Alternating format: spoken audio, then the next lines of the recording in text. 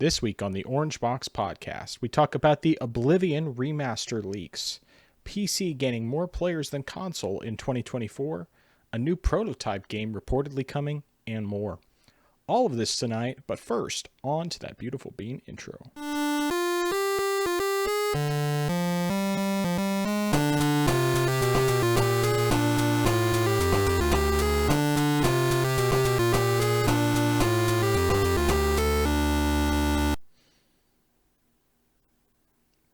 Welcome to the place where PC and console gaming talk combine. This is the Orange Box Podcast, episode 80. I am your host. The man is looking to be a master, Paragon Master, Nathan, also known as the Frozen Gamer 87. And joining me, as always, the man who danced his way to victory, and not just in Final Fantasy VII Remake, Justin, better known as I am Zaracon. Prime 4 Beyond. How are you doing today? How's your week been? It's been good. I guess I'll do this in chronological order. So last week, a coworker of mine, we've been talking, and turns out she actually had been to the Bible Museum the same weekend that I went there. And we happened to talk about C.S. Lewis since that was one of the exhibits that was there, and she introduced me to a series that or a trilogy I should say, he wrote called the Space Trilogy, and I had never heard of it before, but I had recently started reading it this past weekend. First one's called Out of the Silent Planets, and it's probably not coming up here right now, but it's sort of a space story, story, which is different to me because I never would have penned Lewis to be a science fiction type of writer, but I guess the best way I could say to describe it is sort of a Jules Verne type of adventure story in space, or something along those lines. So far it's pretty interesting. I'm about halfway through it, but it's pretty good so far, and I'm enjoying it. She says the second one, Paralandra's her favorite, but I haven't gotten to that point yet. But she's eager to see what I think of that one when I get to there. So we'll see how that goes, but like I said, I'm enjoying this the first book so far. But on Monday, I reached a new milestone. I have been on this planet for 3 decades now. Nice. And I've also been, just reflecting on my life as a whole, as a result of that. And, I just think it's pretty incredible of how of where I've come, all the different stuff that have happened to me, experiences, meeting people, and it really just made me appreciate everything that God's done for me in my life, and how he set everything up in such a perfect order where I've been able to go to different places and meet people, and how those connections sort of fell in a domino effect where I never would have gone to do certain things, or have certain interests and go to like where I went, and as far as especially with like college and stuff, if certain things hadn't happened first. And honestly, some of the things looking back, even meeting you wouldn't even have happened if certain things didn't happen in my life. So I'm just very grateful for what God's done for me in that aspect.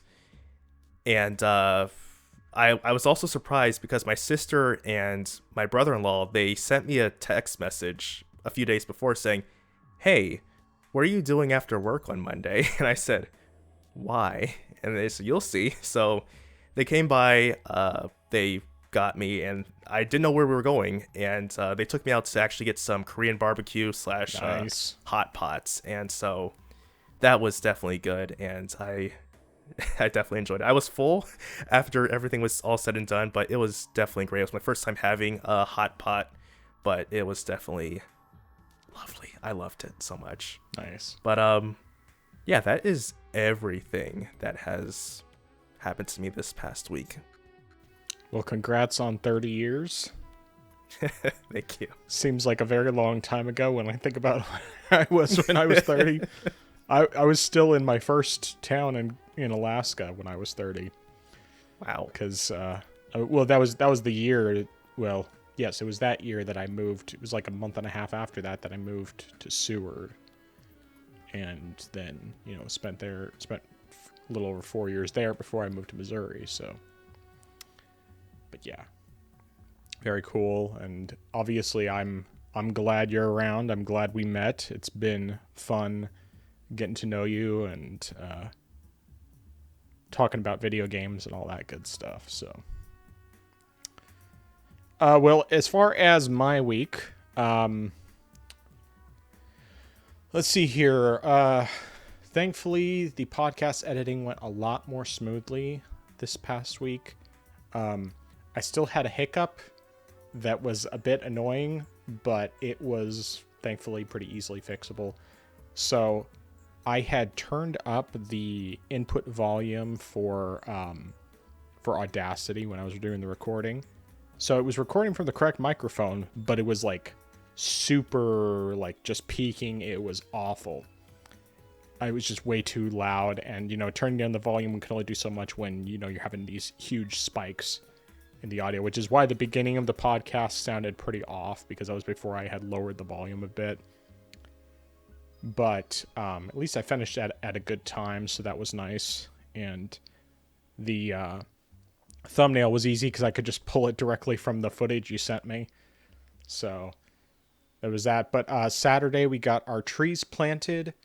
I was actually, it was a little bit harder than I expected it to be, but I should have realized, because I know that the soil around here is pretty rocky, and it took a while, especially for the first hole, digging, because there's just so much rocks in the soil, and there's like chunks of brick in the soil. And like I think I might have come across like a cinder block underneath the soil, but I couldn't dig enough to actually get it out, so I just kind of dug around it. But yeah, we got both of our fruit trees planted in the backyard, got our Japanese maple planted in the front yard. Thankfully the second and third trees were easier to dig holes for than the first one was, but and the front yard was much less rocky. It was a lot easier to work with. But yeah, so let's see here. There's that.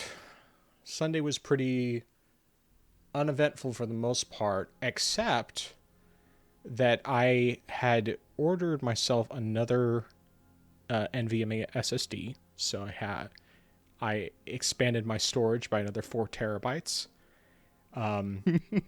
I still need to do some cleanup in my main drives, my previous drives, but that brings me up to including my SATA SSD, I have a total of 13 terabytes of storage on my computer. Or no, that's not right. Yeah, that's right. Because I have 4 terabyte HDD and 2 4 terabyte NVMe SSDs, plus the 1 terabyte SATA SSD. So yes, 13 terabytes. Yeah. So I'll definitely have to get, when I have time, I need to get to actually cleaning some space on there. But it motivated me to try doing something that I'd been wanting to do for a while, gaming-wise, that I'll talk about in a little bit, and you already know about it, but for listeners, I'll get to that. So, I'm trying to think if there's anything else. I guess really the only other thing I can think of specifically is that for Easter this week, basically we're doing a big ensemble of all the different people that do music. So we have 3 people on vocals, 2 guitars, 1 bass, and 2 violins and drums is what we're going to have. And on a normal week, we have typically guitar, bass, violin, and anywhere from 1 to 3 people on vocals. So, and some weeks it's lower than that, like the rare occasion when it's like just me and my wife doing it. But in which case, then it's just guitar, vocals, and violin, and that's it. But yeah, so I think that's pretty much everything. We're hosting Easter lunch or dinner. I can't remember what we actually decided for the family on Sunday, but we're just I'm making some Japanese curry, and one of my older sisters is making tikka masala. So we'll have different kinds of curry type stuff. But yeah, that's pretty much it for me that I can think of. I'm sure I'm forgetting something. Very cool, and I'm glad you were able to get the tree planted despite the hiccups you had. Is there like anything else you would necessarily need to do after a while? Like, I don't know if there's anything else you need to do with like getting everything situated with that. No, I mean after we dug it up, we packed the soil back in around the tree, put some compost around it, watered it a bit, and it's just, I think it's like the fruit trees are getting watered daily, I believe. Or no, I think it's every other day for the fruit trees, and then every 2 days for the maple. Okay, so cool. The only thing is really, well, we do have to get some fencing to go around it, like we're getting some fencing because our puppy Indy is one who likes to dig, and so we basically can't leave her out there unsupervised, or she'll get into it and undo some of the hard work we've done. And until the tree gets big enough to where that won't be an issue, we have to make sure she doesn't get in and dig up the trees.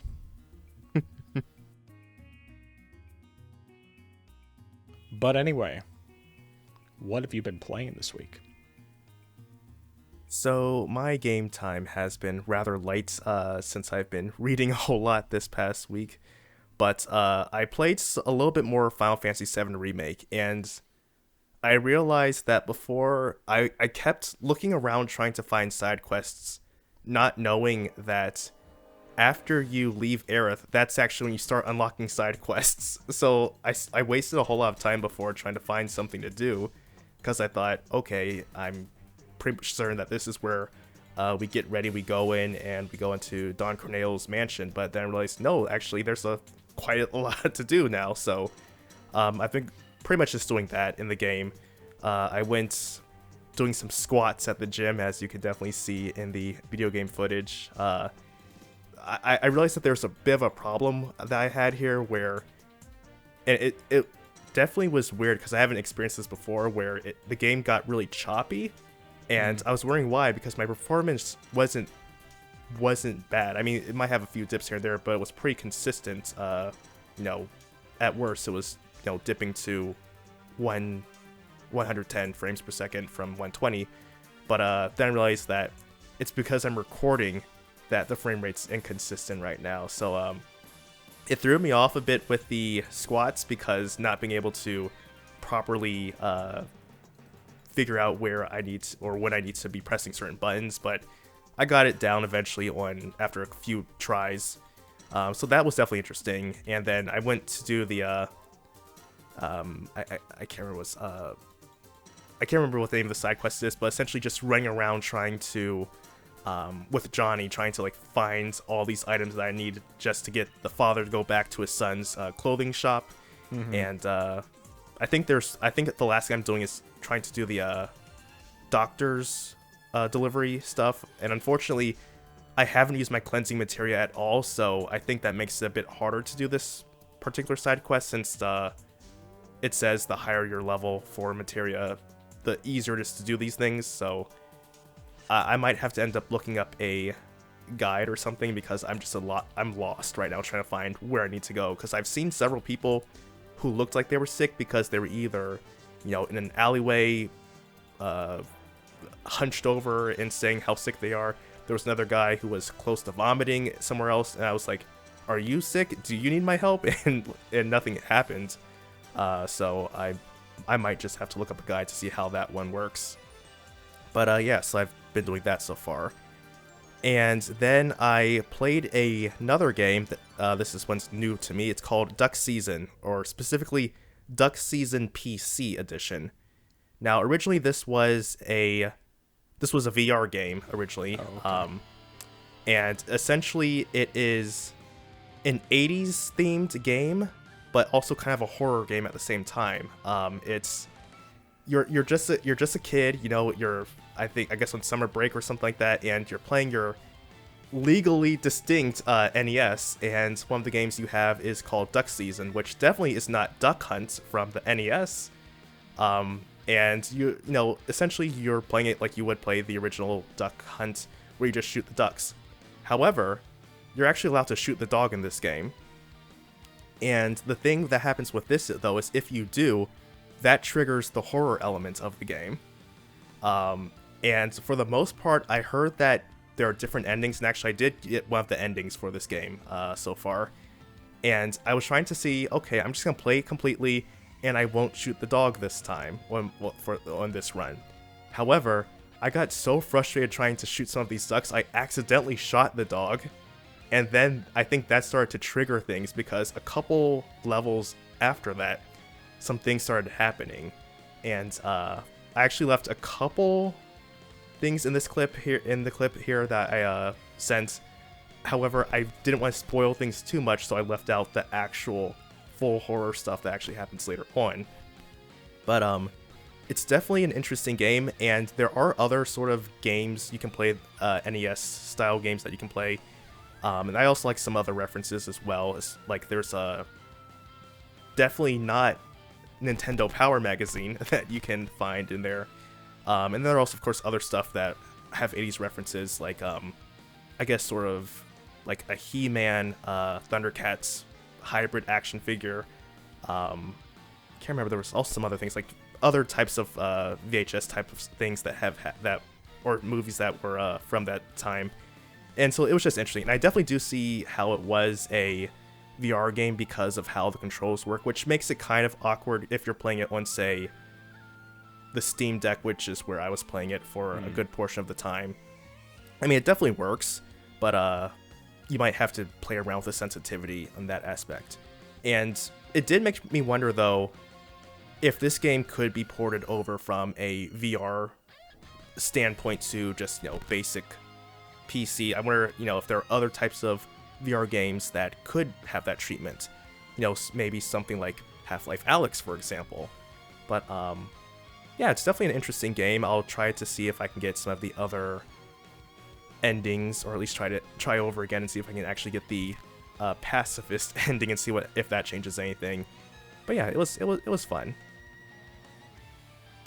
So, question about this duck game, Duck Souls, we could call it. So, in this one, when you played it on the Steam Deck, did you try turning on gyro aiming at all?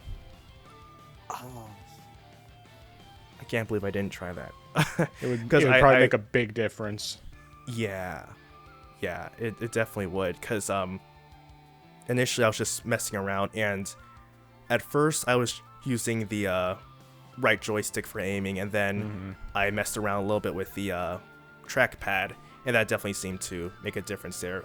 But I think the biggest thing that helped was just increasing the sensitivity a lot. I think that helped too for a good part of the time, except for maybe when I was really trying to aim at the last second. But I definitely think maybe gyro controls would definitely help a whole lot more. So I'll definitely try that next time. Sounds good. Yeah, sounds interesting. I wouldn't mind checking that one out. So another question I have that's basically a horror game question, because of the fact that it just kind of made me think of it when you mentioned that this was a horror game. Have you ever played Doki Doki Literature Club? I have not. So, I think there's still a free version on Steam. I'm not going to spoil anything major. I'm just going to say, when you start up the game, it says that there's some, it has extremely disturbing horror sequences. The way the game starts out is basically, it's like anime dating sim kind of thing. And it seems very much like that's what it's going to be. And then some things happen. That's all I'm going to say. But it's not a long game. I think I completed it within a few hours. It was something that someone had recommended that I check out, and I was like, I wasn't really sure about it because I looked at it and was just like, anime dating game? I don't think so. But he's like, just try it. Just try it. And it's like, okay, I tried it. I played for a little bit, and I'm not going to say anything further about it. But if that intrigues you at all, you should check it out. It's not a long game. You can play it. I'm pretty sure there's still a free version on PC, which is, where I played it. So that's all I'm going to say about that. Yeah, it definitely is still free. There definitely is still a free version, and I just added it to my Steam library. Yeah. And I definitely see what you mean. It definitely, at least based on what I'm seeing right now, it definitely seems like just your run-of-the-mill anime dating game. Mm-hmm. Which makes it seems like it's gonna be an interesting curveball. Yep. All right. So as far as what I've been playing, first of all, I did play some more of SteamWorld Quest. I got through either chapter 3 or chapter 4, so not very far. I basically just played a little bit. I guess it was probably Friday. I think I played Friday during my lunch break. And that was really the extent of how much I played. Still pretty solid game. I just stopped playing mostly because I decided to... I'm trying to think of what I played instead. But I don't know, I wasn't as much in the mood for it. I think after when I stopped playing it, I had tried out another game, which I'll talk about momentarily. In fact, I think that was the same day. All right, so the game that I ended up trying out was I went ahead and tried out Prey again. I just basically this time I booted it up from directly from the Heroic launcher the first time, and then after that it would launch on Steam. Or no, I know what it was. When I tried launching it, so I booted up through the Heroic launcher, got it running, no problem. Then I booted it up again on Steam directly, and initially it wasn't really working. This is on the Steam Deck, by the way. So then I ended up... So then because it already had the necessary compatibility layer built in with Heroic, and it was technically launching through Steam through Heroic, I just turned off any compatibility layer for running it, and then it ran from the Steam Deck, no problem. So, it runs at basically locked 60 frames per second with high settings, 720p. I did it 800p as well initially, but I switched it to 720 just because that way it's easier to display on the for the video clips here, since 720 is 16 by 9 resolution or aspect ratio. But yeah, I didn't play a lot. I basically just played through like the beginning of the intro, encountered some of the mimics, which are like, they're like the shadowy monster thingies that you see a lot in the previews and all that. And really, that was about it. I mean, like I said, runs really well on the Steam Deck. Looks great. I wasn't really wanting to play it. I just wanted to check it out, and it's one of those that I'll probably play at some point, but just not in any rush, so... And because it was already installed, that was more of my motivation to check it out. So. But what I did end up playing a bit over the weekend, first of all, I booted up Final Fantasy VII Rebirth, played that for a bit. I have such mixed feelings about this game because, like, it controls well, it looks really good. So, the thing about Rebirth is that it is... Mechanically, it's solid. But I get so bogged down with some of the side quests, and yes, they're optional, but I also feel like I should be doing them as I'm going along, and it's hard for me to just ignore them, if that makes any sense. And so it's just kind of slowing the game down for me a little bit too much. And I know that probably what I need to do is just focus on the story and enjoy that, and then if I still want to do side stuff afterward, do it afterward. But I have a problem with that. it's hard for me to just ignore the side stuff. So I like the game, but I also feel like there's just too many side quests, too many mini games, and so on and so forth. And even though the majority of them are optional, it's just, I don't know. So Remake, the problem that a lot of people had with it was pacing, that it felt like it was just very padded. And considering how long that section of, going through Midgar was in the original game, people are technically correct. But I still thoroughly enjoyed the game. I didn't feel like it was too long, even though, yes, they stretched that out more. You also got the characters fleshed out more, and it was just so good that didn't really bother me. This one doesn't feel so much like it's padded, because you can go through the stuff a lot faster. You don't have to deal with all the, taking a section that was 5 minutes and extending it for 2 hours, or whatever that happens in Remake. It's more just like you have to deal with there just being a lot of stuff you can do and not getting bogged down with it. And I feel too much like I'm getting bogged down. And so it's making it harder for me to actually enjoy it. So I did play for probably a couple hours or so, but then I decided I wanted to just boot something else up. So I booted up Metaphor ReFantazio.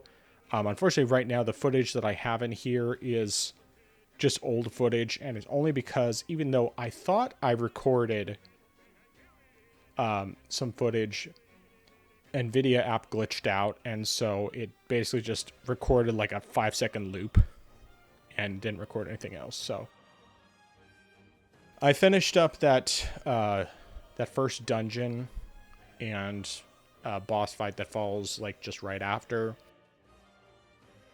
And like, I really dig the game, of course.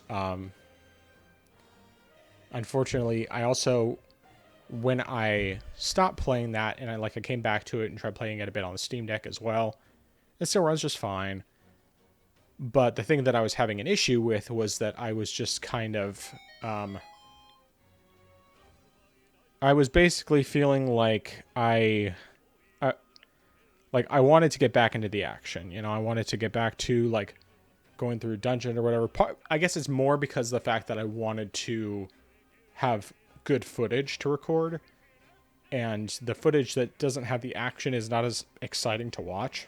So that was just kind of making me like, okay, can I just get to some more action so I can get some better footage for the recording? And didn't have any success on that. So I didn't play a whole lot past that. But what I did end up playing a bit was some more Dark Souls 2. So I don't have much of any video footage this time around. But as far as the additional stuff that I did, first of all, I have taken down another 4 bosses. First, and this is what the footage is showing right now, Duke's Dear Freya, which is like a giant spider boss that has a bunch of little spiders surrounding it. Well, little, they're giant, but they're not as giant as the giant spider boss. And sorry, my phone keeps going off. Just give me 1 second. Oh yeah, I guess I didn't put on Do Not Disturb. Okay, let me try that again. So, yeah, let's see here. So yeah, I beat Duke's Dear Freya. Then I beat the Skeleton Lords, Executioner's Chariot, and the Covetous Demon I did earlier today. And, actually, no, maybe I did that last night. I can't remember. It was either earlier today or it was last night. It was one of those two. But anyway, so yeah, I played a decent chunk. I mean, I've put a few more hours in, I think. Something like that. Just kind of, having a good time with it. Thankfully, it still, like, I've gotten completely used to the controls now to where I don't have issues with it like I did early on. I mean, you would hope that I'm used to the controls after putting 50 some odd hours in the first time, and I have to boot up my Steam Deck again to check exactly how many hours I have right now on this save, but I want to say it's around 20 hours altogether. I think last week I said 20 hours, and that wasn't accurate. It was actually less than that, but basically right now I have about 16 bosses defeated, and I'm getting like conflicting lists of how many bosses there actually are, whether there's 36 or 42, but I'm going to just err on the side of assuming it's 42. And so I still have, quite a number of bosses left to go, but I'm only playing this on the Steam Deck, and making sure that I back up my save periodically, just so that I don't end up in the same situation again. I mean, it shouldn't really be a problem anyway, now that I know how I messed up last time. But yeah, I'm just backing up periodically and still enjoying myself. I think with those fights, I'm trying to think if there's any of them. Yeah, I got through all of them on my first try. I haven't had any problems with any of them so far. I only used a summon on Duke's Dear Freya, and the rest of them I just did without any summons and didn't have any problems at all. I think I might have gotten close to dying a couple times, but I really didn't die. The only time that I came close to dying was like on my way to the bosses, and that's really, where I would have my biggest issues, so. But yeah, I think that's everything with Dark Souls 2. So now we get to what I decided to do once I got my SSD. So first I'm gonna just go grab something off the shelf here.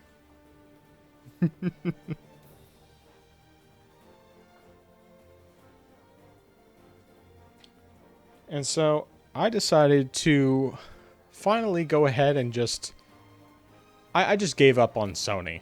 I gave up on them, waiting for them to finally remaster Bloodborne, and decided to do it myself. And so I got Bloodborne on PS4. I bought a physical copy, and I got it installed on my PC, running through the Shad PS4 emulator. Because I thought, hey, I got this new hard drive, I got some extra storage space. I, recently upgraded my PC anyway, might as well give it a try. And I've been loving it. Oh my goodness, this game is so good. It's so good. And in the footage that's playing, this is with some visual mods. So it looks really, really good. Like, I mean, the game already looked good. Like, it is a visual showcase of PS4 games. But with these visual mods, it looks even better. And something I want to note as well. First of all, basically a locked 60 FPS. It almost never drops below that. I had to fiddle around with some different patches, fan-made patches and that sort of thing to figure out what was the best combination of everything to get the best possible, visuals along with, frame rate and everything, and not getting choppiness or anything else. And ultimately, what I have here is what I've settled on. But so this game by default, the PS4 version runs at 1080p, 30 frames per second. But as is the case with many of the older, many of the FromSoft games, it has like really weird frame pacing, which can make it tricky to deal with the controls at times. And so the emulated version with my specs, I'm getting 60 frames per second, basically locked. The controls, I don't have these frame pacing issues, at least once I figured out the right combination of patches to have applied and everything. And it, the other thing is, I mentioned, of course, that the game by default runs at 1080p. But the thing is that the 1080p, the game running at 1080p it actually has like some weird stutters every so often, which definitely hurts the gameplay experience quite a bit. And it's not the worst experience I've had when it comes to stutters, but for a game like this where it's really important that you're not dealing with that kind of thing, there's a problem. So there are fan patches to reduce the resolution down to 900p or 720p. There's ones that could even go down to like 360 or 240p. Thankfully, I didn't have to go that drastic, but I did 900p, and that's like the sweet spot. Still looks great, and doesn't have any of the weird stuttering or anything like that. And of course, with these visual mods, it just looks like wow, this looks so good. And I'm trying to think of what else needs to be said about it before I get into the gameplay and everything.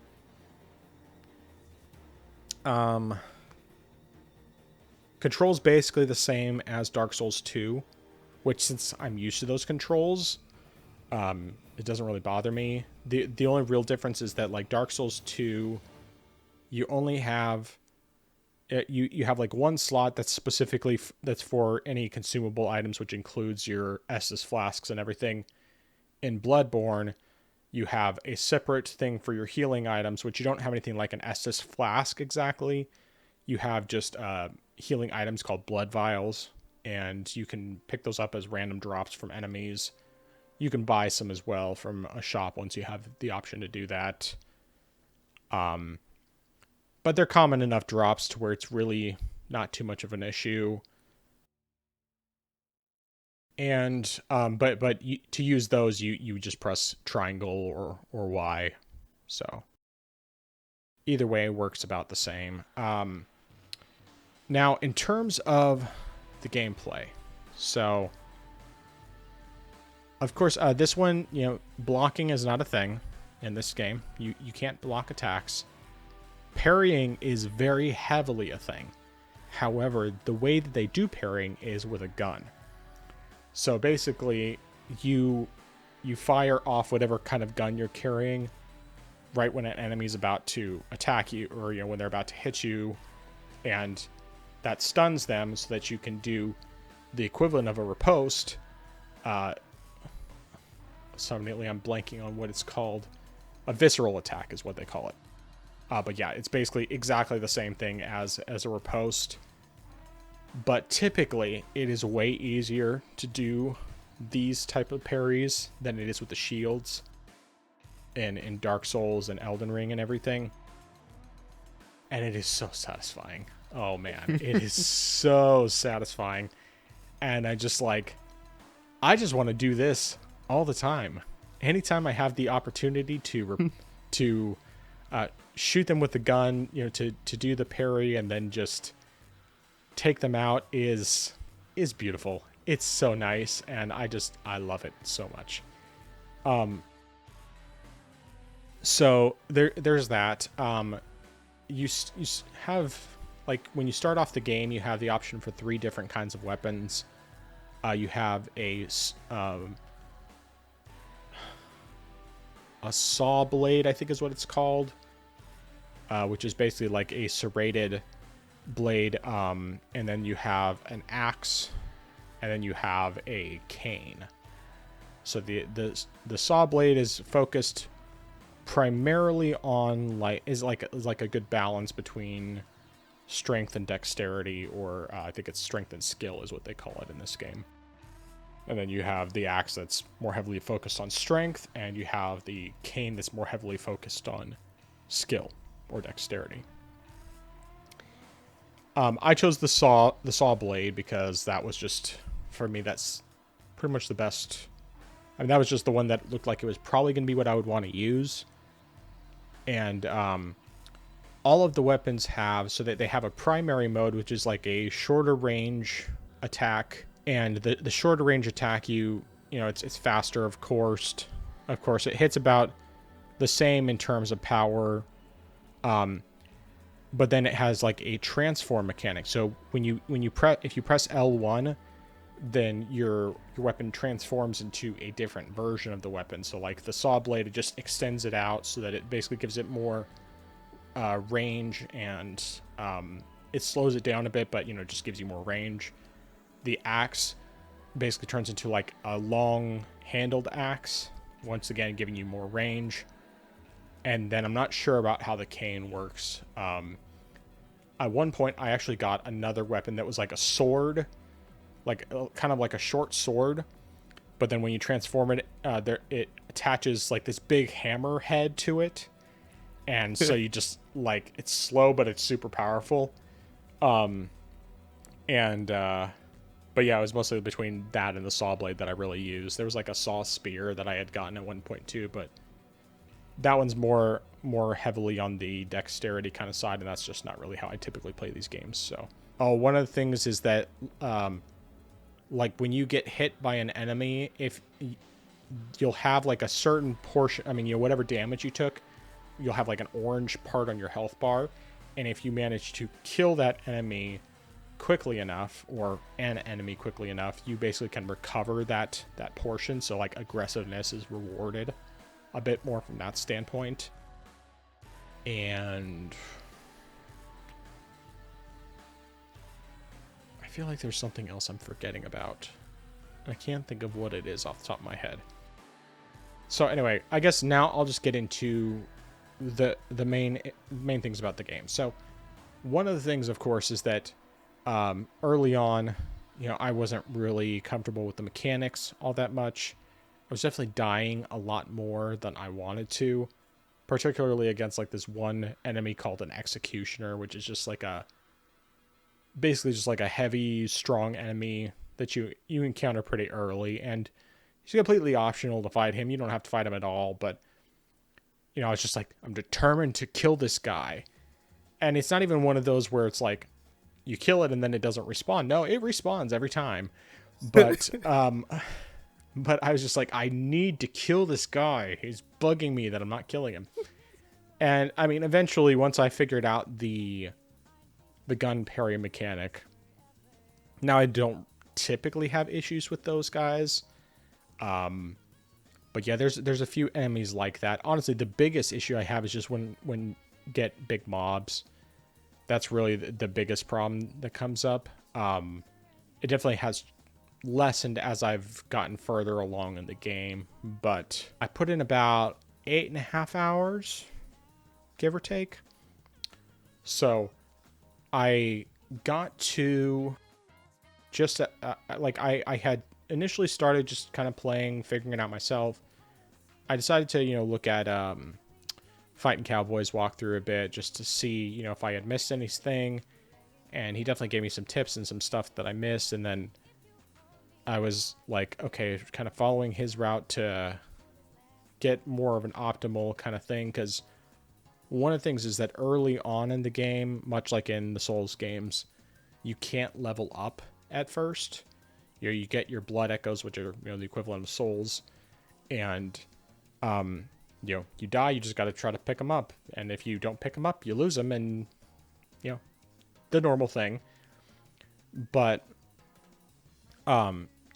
normally, to be able to actually level up, you go to the hub location after you have encountered a boss, or if you find an item that gives you this thing called insight, which basically just makes it so that the NPC that you speak to will actually allow you to use your blood echoes to level up. So following Fighting Cowboys Guide, I was able to figure out, find the insight that I needed, or I can't remember the name of the item, but it's some type of item that gives you insight so that you can start leveling up. And I did that before facing any bosses, so I was actually able to level up a bit.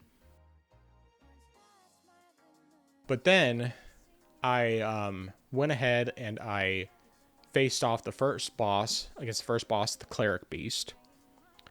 And I almost beat it on my first try. I just got a little bit too greedy right near the end, and he ended up killing me. So when I came back to the fight, I was able to beat him without any real issues. And of course, the first time I fought him, I wasn't able to get off any of those visceral attacks, but then the second time I was able to get it in, and it's just like, yes. And then after I beat the Cleric Beast, because I had already, found out the path to Father G or Father Garglepuss or Father Gassy Face or I think his Gascione maybe is what is. I don't know. Father Guacamole, I think, is one of what Fighting Cowboy called him. Papa Guac, I think, is what he called him. But anyway, so whatever Father Google, but whatever his name is, I fought him. Oh, okay. So I should back up. I initially had walked into his arena unintentionally, and this was before I fought the Cleric Beast. And at first I was just like, okay, I'm just going to, since I'm already here, I might as well, see what I can do to see if I can beat him. And while I was doing it, the game crashed on me. It was pretty early in the fight, so it wasn't a huge deal, and I hadn't fought the Cleric Beast yet, so I was just like, whatever, no biggie, I'll just go fight the Cleric Beast first, and then come back and fight him. And so I did end up, going back and fighting the Cleric Beast and beating it. And when I got to, actually fighting Father Gangrene, when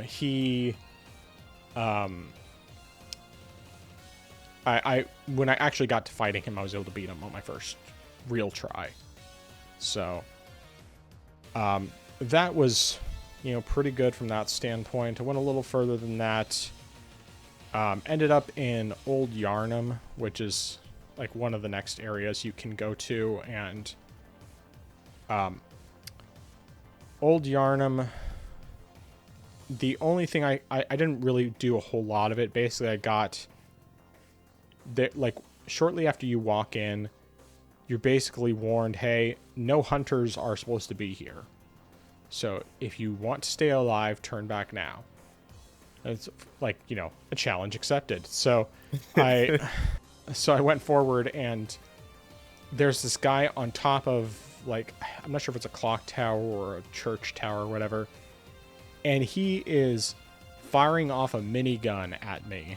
And so initially I tried going just right down the center, and I run into another hunter that between that and the gun firing at me just takes me out.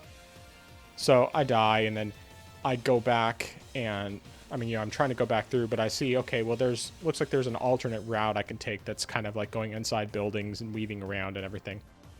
So I managed to get, around past all the enemies, up into the top of this tower where the guy's there, and he killed me pretty quickly. So at that point I had to stop playing because it was, late at night, or no, it was the kids' bedtime, and I was going to try to get the files for Bloodborne moved over to put on my Steam Deck, but it was going to take a while, and I figured, okay, well, I'll just do that, and then I'll work on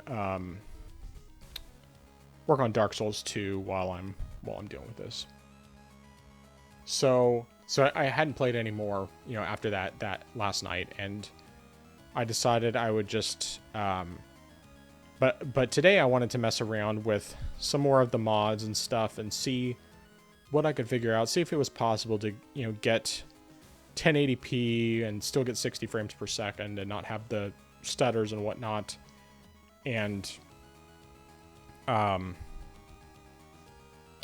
wasn't really, ultimately I was able to figure it out, but before that, I had went back and was watching the next set of videos from Fighting Cowboy just to see if I had missed anything else, since I had only followed his guide up to a certain point before that, and then had mostly been doing things without looking at his guide.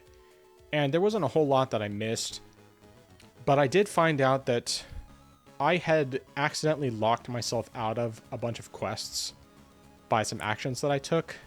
And specifically, there's this chapel that you find where you have this really creepy person on the ground, and they say that, oh, this is a safe place if anybody, any one of the NPCs that's around town and locked up in their house needs a safe place to come to.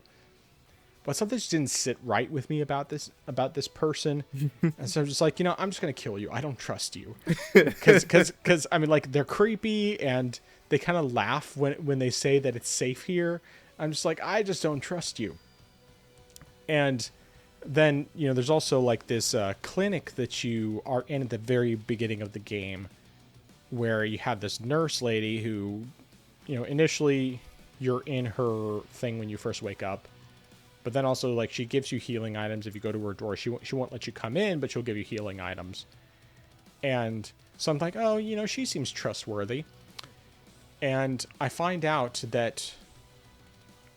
So all this being said, after I find out about these safe locations, these supposedly safe locations, I go ahead and I tell one of the people in one of the houses that, the safe location, you should go to the clinic, because I thought, that'll probably be a safer option. Turns out I'm wrong about that. And I find out, Fighting Cowboy says, if you send them to the clinic, they're going to die. And it's like, oh. And then I find out, that also doing this is just, I talked to my buddy Zach, and he told me that, yeah, you'll lock yourself out of a bunch of quests having done that.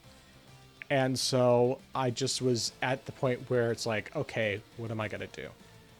Do I just keep playing the game, see where I get, or do I consider restarting so that I don't have to worry about that? Because I'm only 2 bosses in. The game is still pretty fresh in my mind. I could probably find my way around without too much difficulty. And I ultimately just decided to go ahead and restart the game this evening. So keep in mind, 8.5 hours is what I had on my original save. When I booted it up this evening, I got not quite to the same point, but not long before the same point. And I only have an hour and a half in my new game, my new save. So, yeah, I'd say that, and also I made sure not to make the same mistakes again. So I don't have that problem. I didn't die nearly as often.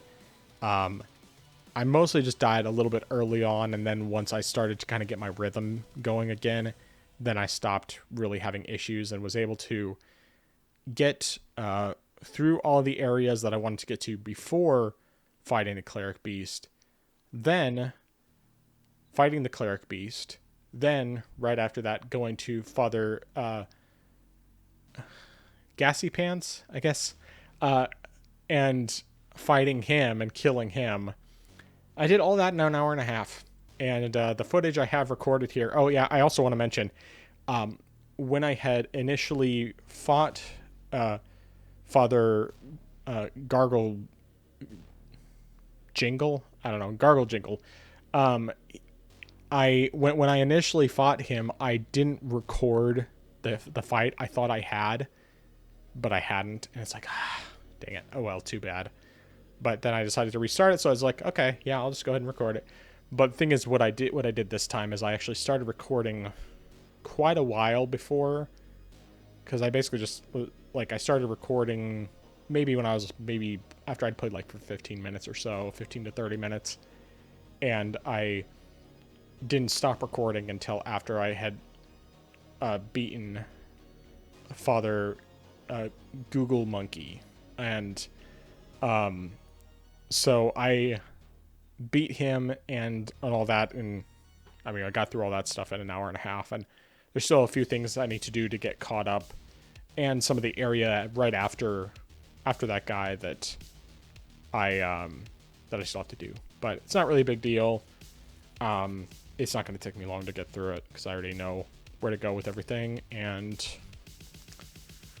yeah, that's pretty much it. One thing I did forget to mention regarding performance. So when I had initially booted up the game, I did try doing it at 1440p with a 1440p patch.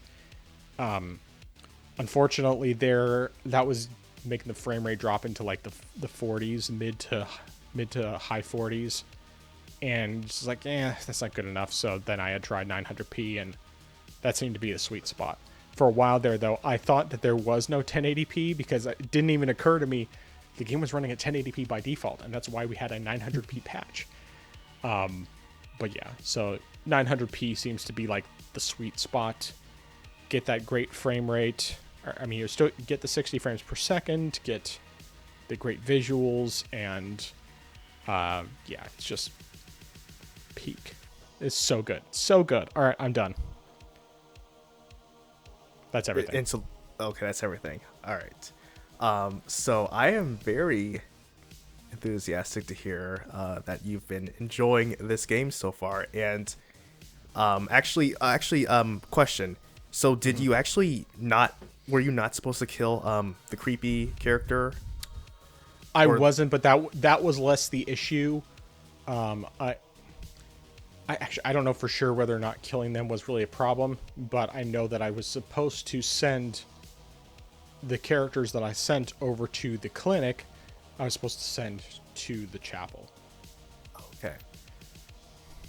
Okay, because in a sense, that does feel like some type of thing Miyazaki would do, just like have a totally creepy character, and you're like, yeah, I don't trust you, I should kill you, and then Miyazaki comes back and says, nope, you should have trusted the creepy character who said it was safe, even if they were acting suspicious. Oh, and you mentioned that you were trying to get set up for the Steam Deck. Have you played it at all on there yet, or not yet? No, because I didn't have an opportunity to get it moved over, and when I watched the footage some more, that I had sent you, there was enough times where it was dropping into the 20s to where I was like,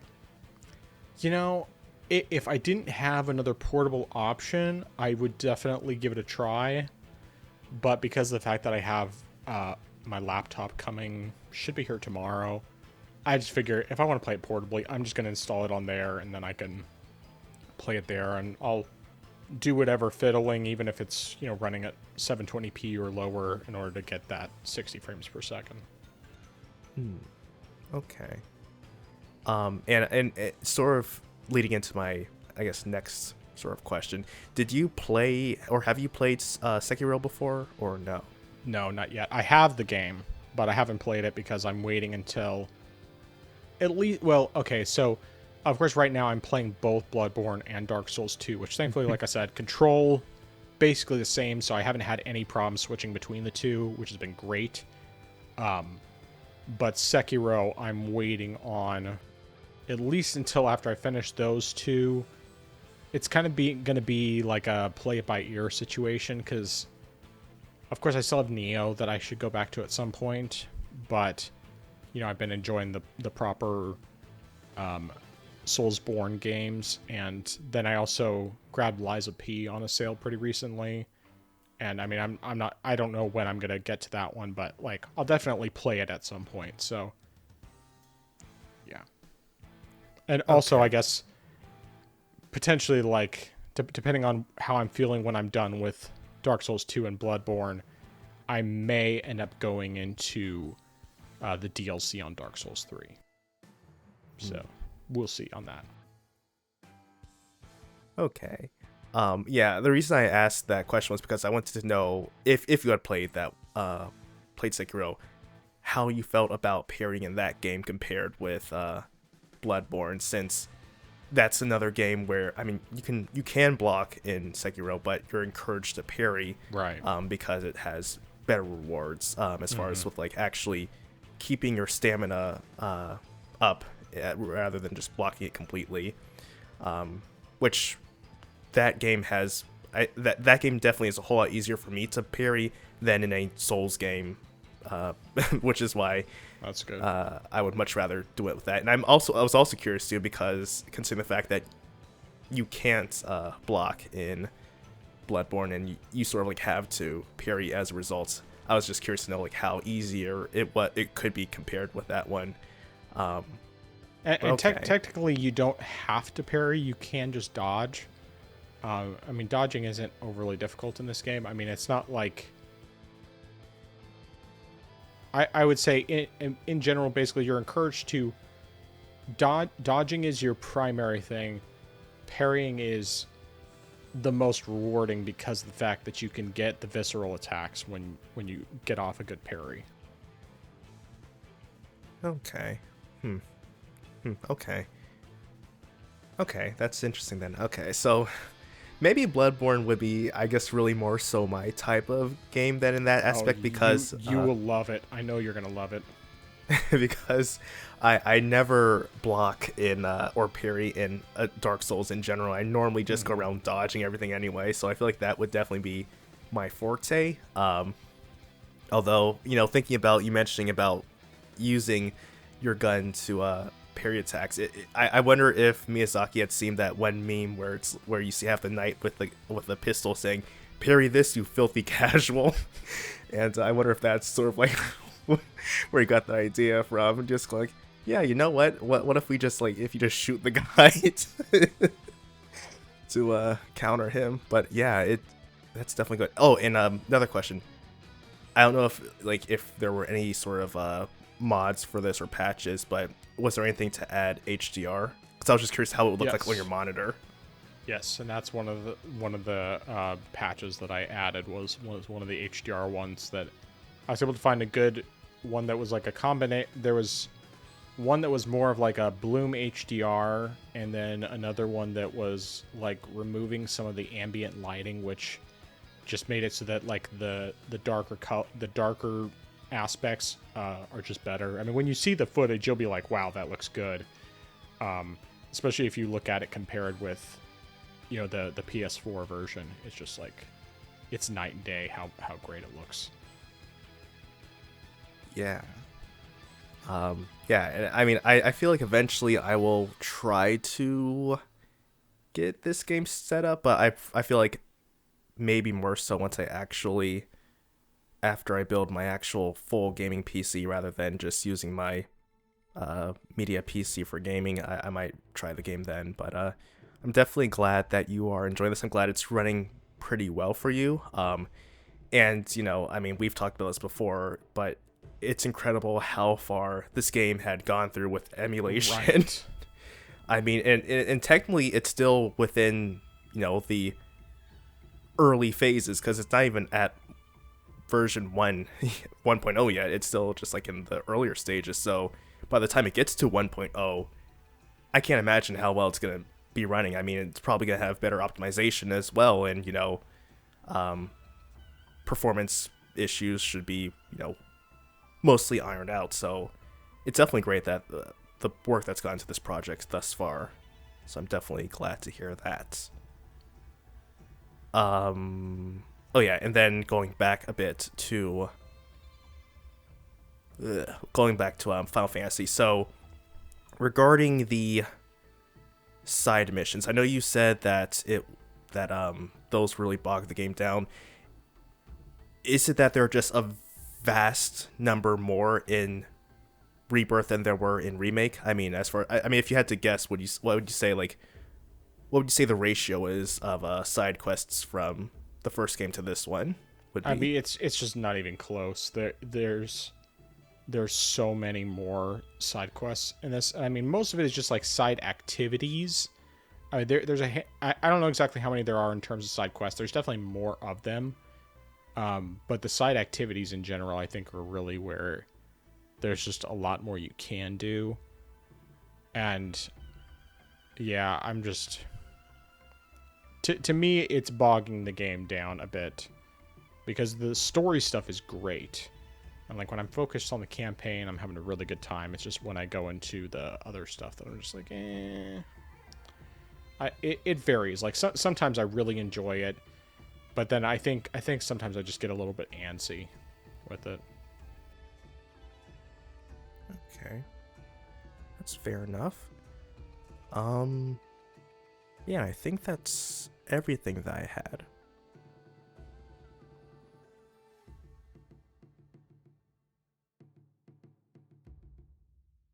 I feel like there's something else I forgot to mention about it, but yeah, it's just I am absolutely loving Bloodborne. It deserves the praise it's gotten, without question. And one thing that's interesting is, I was talking to my buddy Zach, and he said Bloodborne was his first Souls game. That his friends convinced him to play that, and that's, where he started, and then he's played a bunch of Souls games since then. He played Bloodborne multiple times, and the Dark Souls games multiple times, and it's just like he just played these games a ton. And he told me that the DLC bosses, like the last one, or one of the last ones that you face, was like excruciatingly hard on PS4. And he and his friend were just like, I don't ever want to fight this boss again. But then when he started emulating the game, able to run the game at 60 frames per second, he said the boss was a piece of cake. And it was all because the lower frame rate, because you have 30 frames per second and sometimes drops, the bad frame pacing, and it just made it so much harder. And he said at 60 frames per second, it's just so much easier, and that gets me excited. I mean, of course, I'm just excited about this game in general, because for years I was like, I don't even want to play this game. But it was for the same reason that I initially didn't want to play Dark Souls. And then once I got into Dark Souls, I started thinking, maybe I am interested in checking out Bloodborne after all. And then, of course, having the option to emulate it on PC and actually be able to get a good frame rate, especially because it doesn't seem like Sony's ever going to do anything with it. I mean, might as well. But one thing I will say is that if Sony announced the Bloodborne Remaster tomorrow, instant pre-order, without question. I would buy it, especially because with as well as it runs, emulating the game, which requires a ton of CPU processing. If they had a native PC version, it's almost guaranteed it would run better. And even if it was only like, I would hope that I could get above 60, but I believe that this game, people have said that sometimes when you're above 60, it has some issues. And when you're in the higher resolution, sometimes it has issues. Some of them might just be my hardware too, because even though my graphics card is strong, because of the fact that, having to balance, it just takes a lot more to emulate a game than it does to run it natively, especially when you're dealing with PS4 hardware and just the amount of CPU processing power you need in order to be able to properly run that. I have a really good CPU now, but my GPU is still, it's, 6 years old? Almost 7 years old, so. But yeah, I love it. I love it so much, and I will happily buy it on PC if they ever actually do a native port. But until then, I'm just going to enjoy the emulated version, because I purchased the game, and I have every right to play it. As far as I'm concerned. If Sony doesn't want to sell it to me the normal way, then I'll just buy the old version and emulate it so that I get better performance. But, yeah. All right. Well, anything else before we get into the news? No, sir. So, first of all, there have been some leaked images from Virtuos. In addition to some other supposed leaks from various insiders about the Elder Scrolls 4 Oblivion Remaster / remake. They're calling it a remaster apparently, even though it looks more like a remake because it's in Unreal Engine 5 and everything else. But so we have some side-by-side image comparisons between the original version of Oblivion and the remake / remaster that is supposedly going to be shadow dropping next week on April 21st, which is pretty crazy. What day of the week is that? That's a Monday. Monday. So, all right. Your thoughts? It's very interesting, we've talked about this here and there before, but the fact that it's coming up now and it could possibly be shadow dropped is crazy, I would think. Although I would think that, sure, it's an older Elder Scrolls title before, the series technically became popular with Skyrim. You would think they would have announced something about this, but it would just seem odd that they wouldn't have said anything beforehand.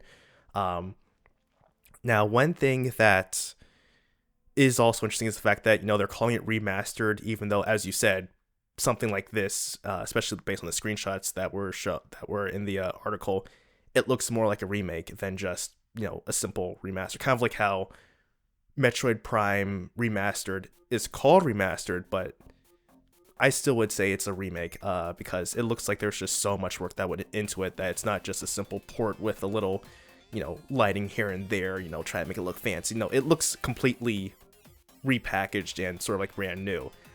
So it definitely looks great. It'll be interesting if it is shadow dropped though. But I would also like to know some more of the features that go into it, if they're trying to keep a lot of the gameplay aspects that were from the first game, or if they're going to try to modernize it as far as with the controls and also the way the mechanics work as well, because that could change how some people feel about the game. Some people might not want to, have something akin to Skyrim, but really would rather have the original Oblivion experience with the role-playing mechanics and whatnot. Now, here's something that the article mentioned, and I'm hoping this isn't true, but the fact that it says that there is cover art and an advertisement for the deluxe edition of Oblivion Remastered.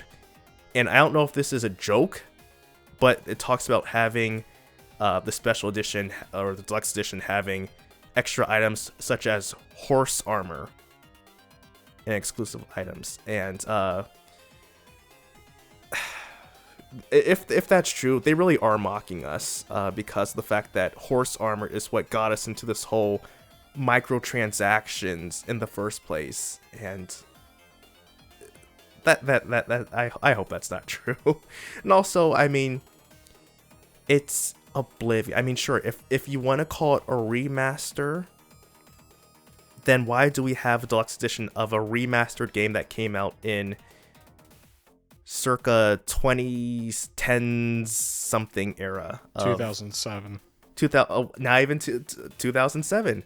So why do we need to have a deluxe edition for a 2007 game? Because I would say that whatever special stuff you want to add in there, it should be in there already by the time it goes out. Which just adds to the point where I feel like this is just them laughing at us if it is true because of what they did then. But all in all, if this is true, I am definitely interested in playing it. I haven't played the original Oblivion in a good while. I made some progress in it, but I didn't get, severely far into the game. I probably only got about, how much time did I even put in this game? Let me quickly see. I think it was around 20-ish or an hour or so into the game. Let's see, Elder Scrolls Oblivion. Okay, no, I actually put in about 31 and a half hours into the game. So, not as many as some people probably did, but I put in a decent amount of time into the game. So, I wouldn't mind starting over again and, playing it with the better visuals and hopefully some improvements, but nothing that would detract from the original experience. Just because, like I said, the game plays mechanically different from Skyrim, which is what probably more people would think of when they hear I keep wanting to say Elden Ring, Elder Scrolls. So yeah, it'll definitely be interesting to see. But I guess we'll look and see what happens next Monday. All right. So, in terms of my thoughts for this, man, I'm mixed on it. The main reason I'm mixed on it is because while I think this looks like it looks really good, I think it's going to be super visually impressive, and I loved Oblivion, what I played of it. I don't know how many hours I have in it, and because unfortunately, pretty much all my hours were on my physical PC copy. I'll grab that off the shelf.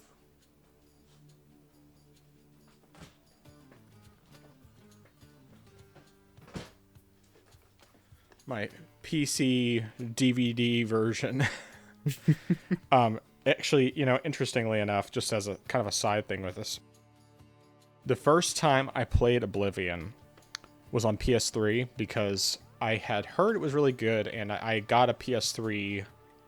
I bought one from a coworker at the time for like $100, which was a really good price. It didn't come with any functional controllers, but I just happened to have a functional PS3 controller because I had tried using it on my PC many years ago, and then it just didn't really work properly because, at the time, PlayStation controllers didn't work natively on PC. And so I just held on to it, and then when I actually got the PS3 from the person, I already had the controller. But anyway, so I had tried playing Oblivion on PS3, and I got to one of the early sections where it's like a really rainy area. I think it's the first... I'm pretty sure it's the first Oblivion gate that opens in the game, in Kvatch, I believe, which is how you become the hero of Kvatch. And the performance was bad. It was like dropping into... I mean, it was like probably the teens for the frame rate in that section. The rest of the time it was fine. I mean, 30 frames per second, as fine as that can be, but it was not good. And I had stopped playing it because of that, even though I was really interested in the game. And then when I got my laptop, I ended up grabbing the PC version at some point and was like loving it. It was performing great. And, yeah, I need to look at one of these days. Maybe I'll just boot up my old laptop and see if I can find my old save file and find out how far I got in that game. But anyway, so what I played of Oblivion back in the day, I really loved. And despite, the janky aspects, and of course, just kind of some of that just being a symptom of Bethesda RPGs, especially in the creation engine. But I'm really curious about this one. Like, what we've seen in the visuals, it looks really good. I'm just wondering about performance. That's honestly my biggest concern. And of course, right now I'm not going to buy this right away. It's like, could you come out at like a better time when I'm not in the middle of multiple games? I'm not buying this right away. Like, I think I could resist that hype because like I'm just having such a good time with Bloodborne and Dark Souls 2 and numerous other games I've started, and I think I'm kind of at a point where I'm going to do my best for a while to not buy any more games because I've just bought too many games lately, and I've started too many and not finished enough of them. So, yeah, but the horse armor thing I think is funny. But yeah, like you said, obviously they're intentionally poking fun at the thing that started it all, pretty much. But it's just I can understand why they're doing a deluxe edition. Not that I think it's good. I'm just saying that I can understand why they're doing it because money. I mean, obviously, people will buy it without question. But yeah. Like, I want to play this because I'm really interested in seeing what kind of improvements they can make to it. But I'm also I just have too many games right now. So going back to a new coat of paint on an old game, it's a hard sell. Either way, I think that, yeah, this is happening. It's going to be revealed and shadow dropped probably on Monday.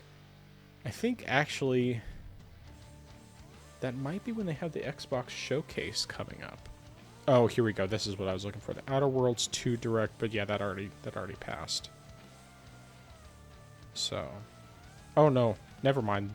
That hasn't already passed. It's June 8th. So yeah, this is not connected, but I did hear, I'm pretty sure that this weekend is supposed to be the anniversary of Elder Scrolls Online. So it would make perfect sense for them to release the Oblivion remake right after the anniversary passes.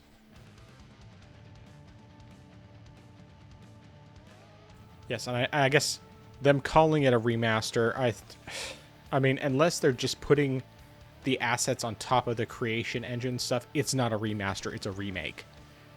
I just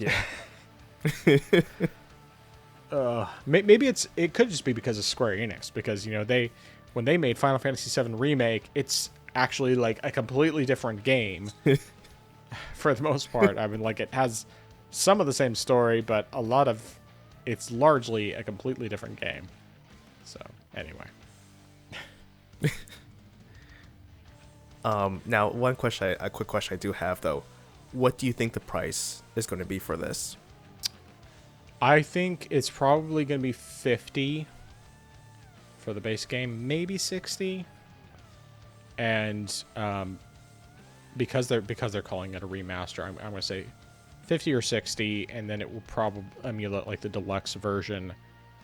Would be $20 to $30 more than that. Probably they'd have like a deluxe version that'd be $20 more, and then, or I guess the special edition we'll say that's $20 more, and then they'll have like a deluxe version or whatever that has early wouldn't have early access because it's supposed to be a shadow drop. So I guess, yeah, I'm gonna say it's probably gonna be like $80 or $90 for the special edition.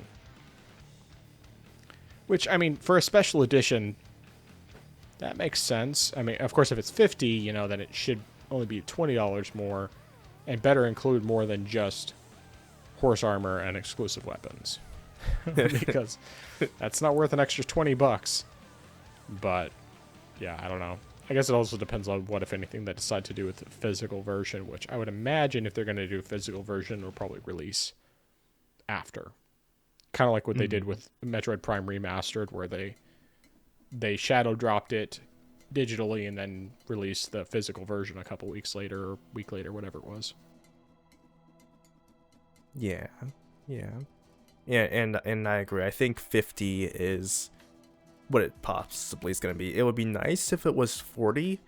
Like, I would be more inclined to get it sooner if it was 40. Like, sort of like how Prime Remastered was $40. I'm granted, I was buying that thing anyway, so.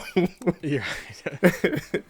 But if they did sell Oblivion Remastered for $40, I would be like, okay, yeah, I don't mind. I mean, I probably would wait a little bit to see how the performance was going to be, but if performance was fine, I would say, yeah, I might just go ahead and get it now, because why not?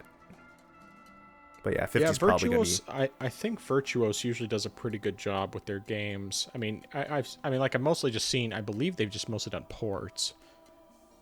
I can't remember if they've done any other remasters, but I know, I'm pretty sure that they've done a handful of ports on the Switch. They were pretty good ports. I think that they did the BioShock games on Switch, if I remember correctly. And apart from the fact that those didn't have gyro aiming, unfortunately, they were good ports. They were solid, so.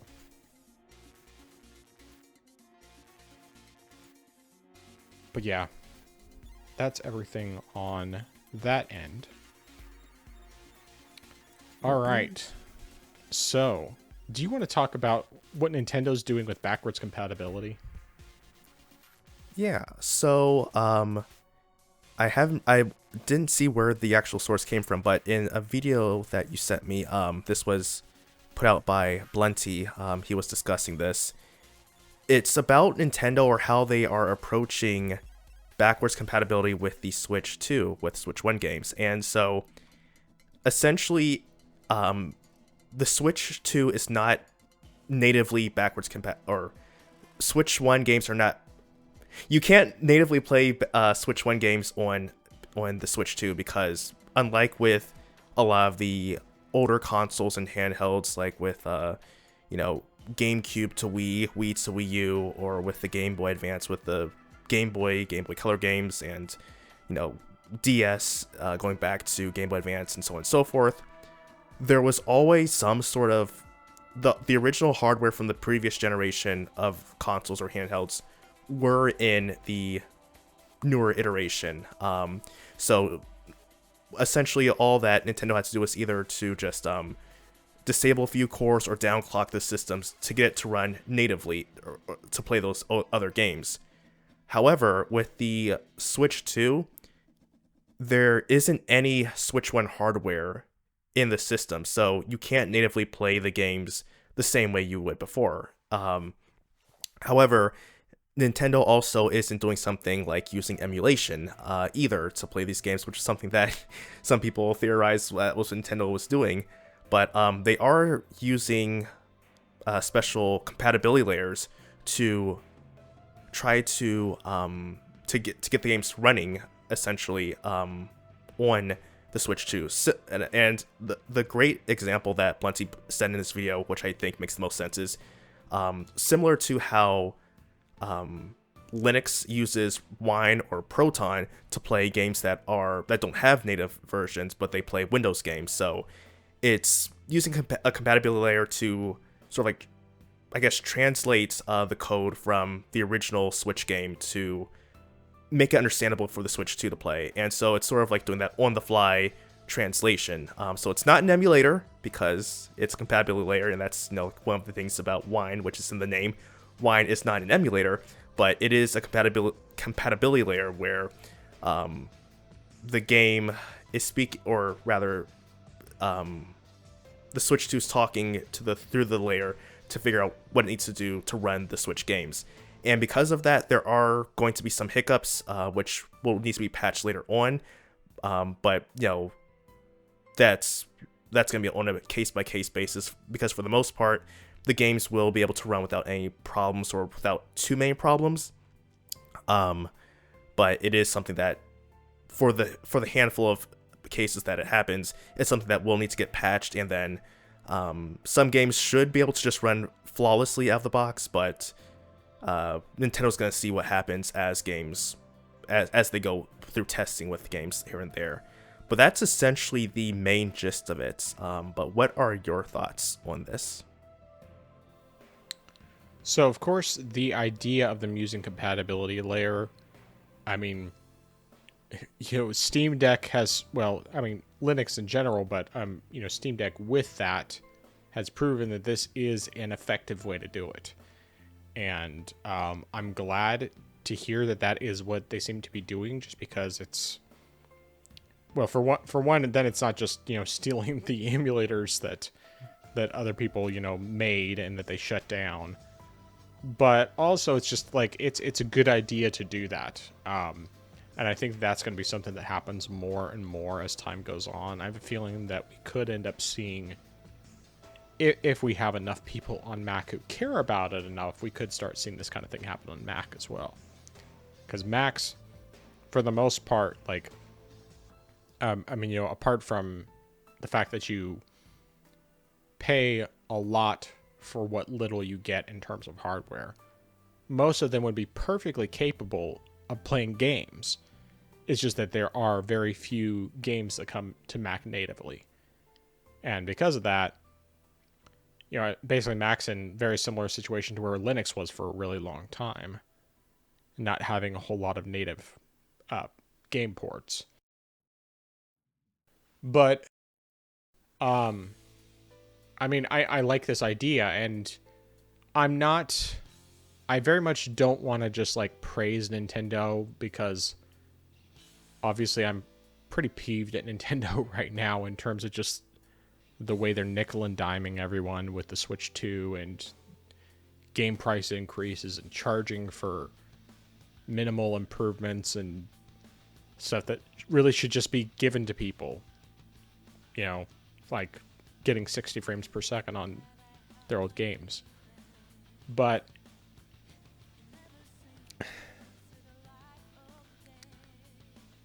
that all being said, I am glad to see them doing something that makes sense. And I'm hoping that it ends up working really well, especially because that's part of the reason I'm getting the Switch 2 is because of backwards compatibility. I mean, obviously, the number one reason is because I want to actually have my own device that I can use without having to share it with the kids. And, I was thinking about that. I just want to say as a side note, I've been thinking about, okay, what's the big deal about me sharing the Switch with the kids? And I realized that my main issue with that is because the way I play games is I will boot up the game, and then unless I'm changing games, I typically don't even close out the game. I just put the system to sleep and then I come back to it. And that's just how I play my portable systems most of the time. Unless I decide, okay, I'm going to do a hard stop on this game and I'm going to be playing something else the next time I turn it on. And I can't do that really when I'm sharing with the kids because, they're going to be playing something else. They're not going to be playing the game that I'm playing, and I wouldn't want them to anyway. So there's all that. But yeah, I'm hoping that there is good compatibility with the majority of games because I don't really want to be in a position where it's like, oh, I can't play this game that I really want to play. Or this game, what have you. I'm obviously looking forward to playing the rest of Tears of the Kingdom at 60 frames per second. That will be a big, helpful difference, even though I don't like the practice that they're doing of charging people for that. But, I mean, I have Switch Online, so more likely than not, what I'd probably just do is I'll take advantage of being able to utilize the upgrade, and then next year I might not renew my Switch Online because mine's still good for close to a year. But that's about all I have to say on that matter. Okay.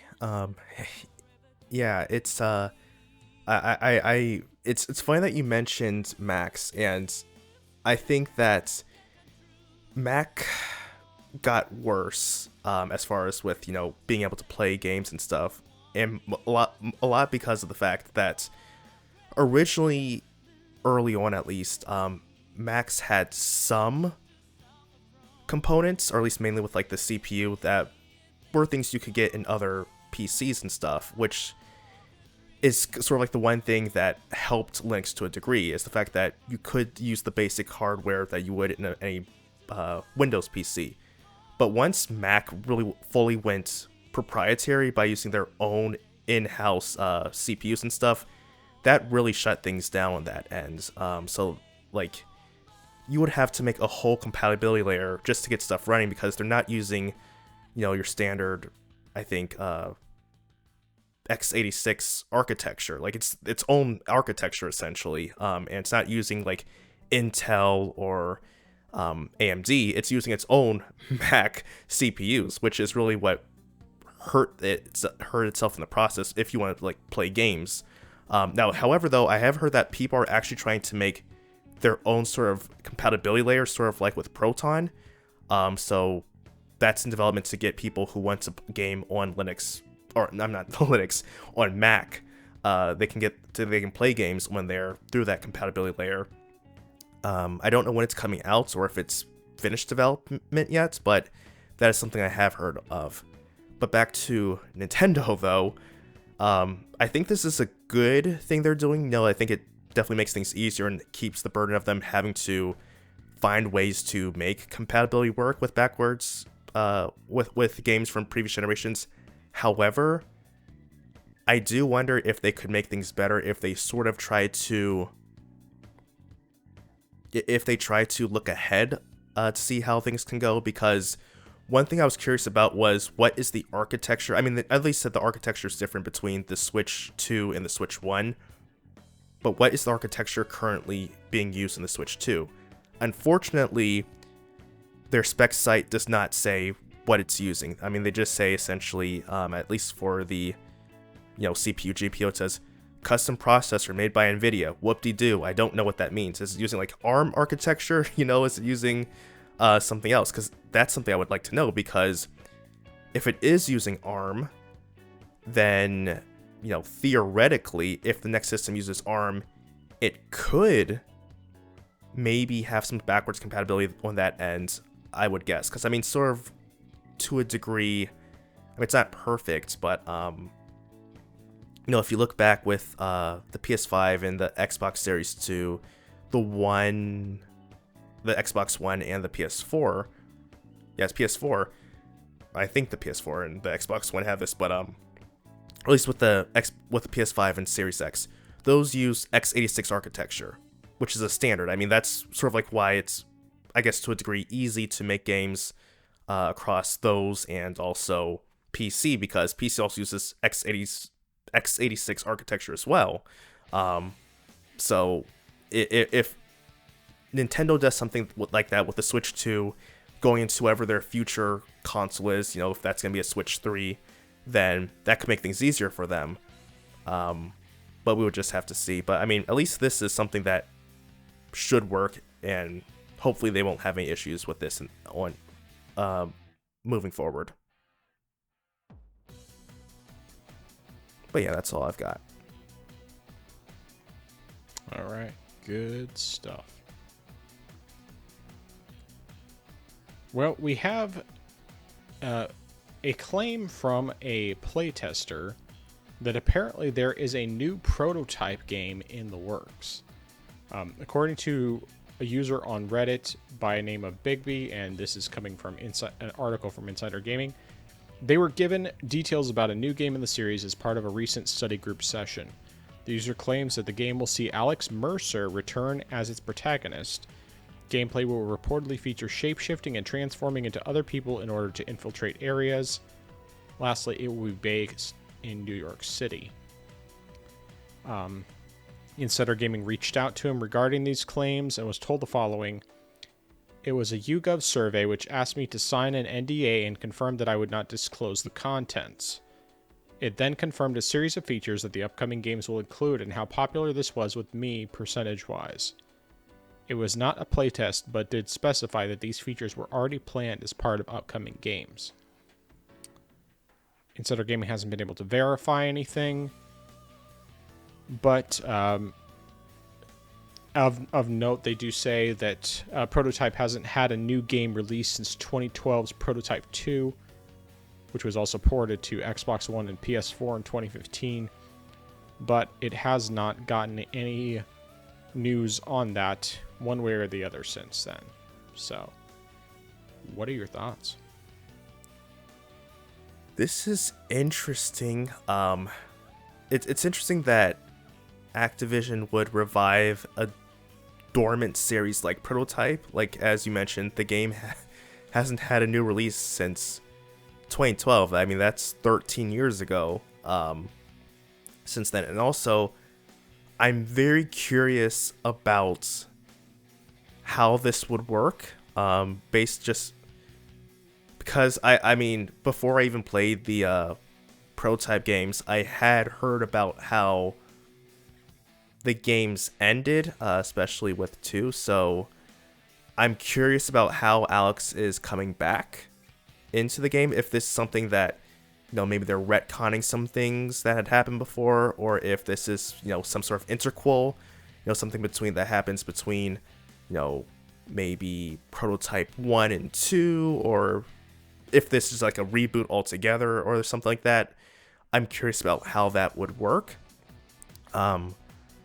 But I am curious enough, though, to see what happens with all this, because from what I played of Prototype 1, I enjoyed it. I thought it was different. To a degree, it's one of those games where I want to play it because I couldn't get Infamous because that was a PS exclusive. So I was like, I'm going to play Prototype since I can't play Infamous. And like I said, I enjoyed it. So, having a new experience like that would be cool. I just want to know what they do with it. But it is intriguing enough. Granted, I had to laugh when I first read the article because, the survey said, sign this NDA and you can't disclose the information, and the guy just essentially discloses the information anyway. Yeah. But yeah, it's interesting. We'll see what happens. I mean, this is also just a rumor, and it's been a long time since we've had a prototype game. But I mean, considering the fact that they kind of brought back Crash Bandicoot from, slumbering all these years, maybe they could do the same thing with this game as well. I never got super far in the first prototype game. Like, initially when I had tried it out, it didn't grab me, largely because I was comparing it so much to Infamous, which, of course, as I've said many times on this podcast, I loved those games. Even though the first Infamous, the first time I played it, it actually didn't grab me either. Like, it didn't grab me, and then I later gave it another try and ended up really loving it, and played through 2 immediately after, and then Second Son, I think I got it just before I got my PS4, and Prototype, when I initially tried it, I didn't really like it. I mean, it wasn't grabbing me because it just didn't control as well as I wanted it to. But then I decided to give it another try some years later and ended up getting hooked on it for a while. And I got sidetracked off of the game, and I just haven't gotten back to it other than testing it on the Steam Deck. And, on the OLED, it runs at locked 90 frames per second with 4.5 hours of battery life. So it's like, I mean, that's a great Steam Deck game. And I think it runs more easily on the Steam Deck than it does on PC, because PC you have to do, I can't remember what exactly you have to do to get it to work properly, but it required, like, I can't remember. It wasn't overly difficult to get it functioning, but once it was functioning, it ran beautifully. It was just getting it functioning in the first place that was a little bit more of a hassle, whereas on the Steam Deck, it's like you can just boot it up and it works perfectly. So, but that being said, because of the fact that I haven't finished the first one, I haven't played the second one at all, I do intend to play both. And if they do end up doing an actual third game, assuming doesn't just end up being like a remake of one, which is certainly possible since it's featuring the main character from one, that might be my motivator to actually go back and finish 1 and play 2. But what I played, I mean, I did enjoy quite a bit. I mean, I still think Infamous is better. But I mean, Prototype is still really good. What I played was good. So,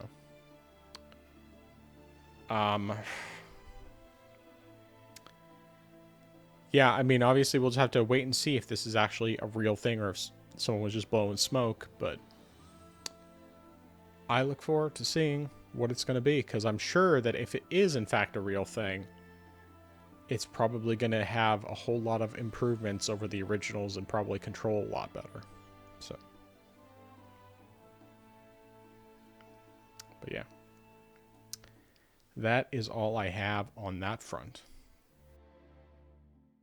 Same here.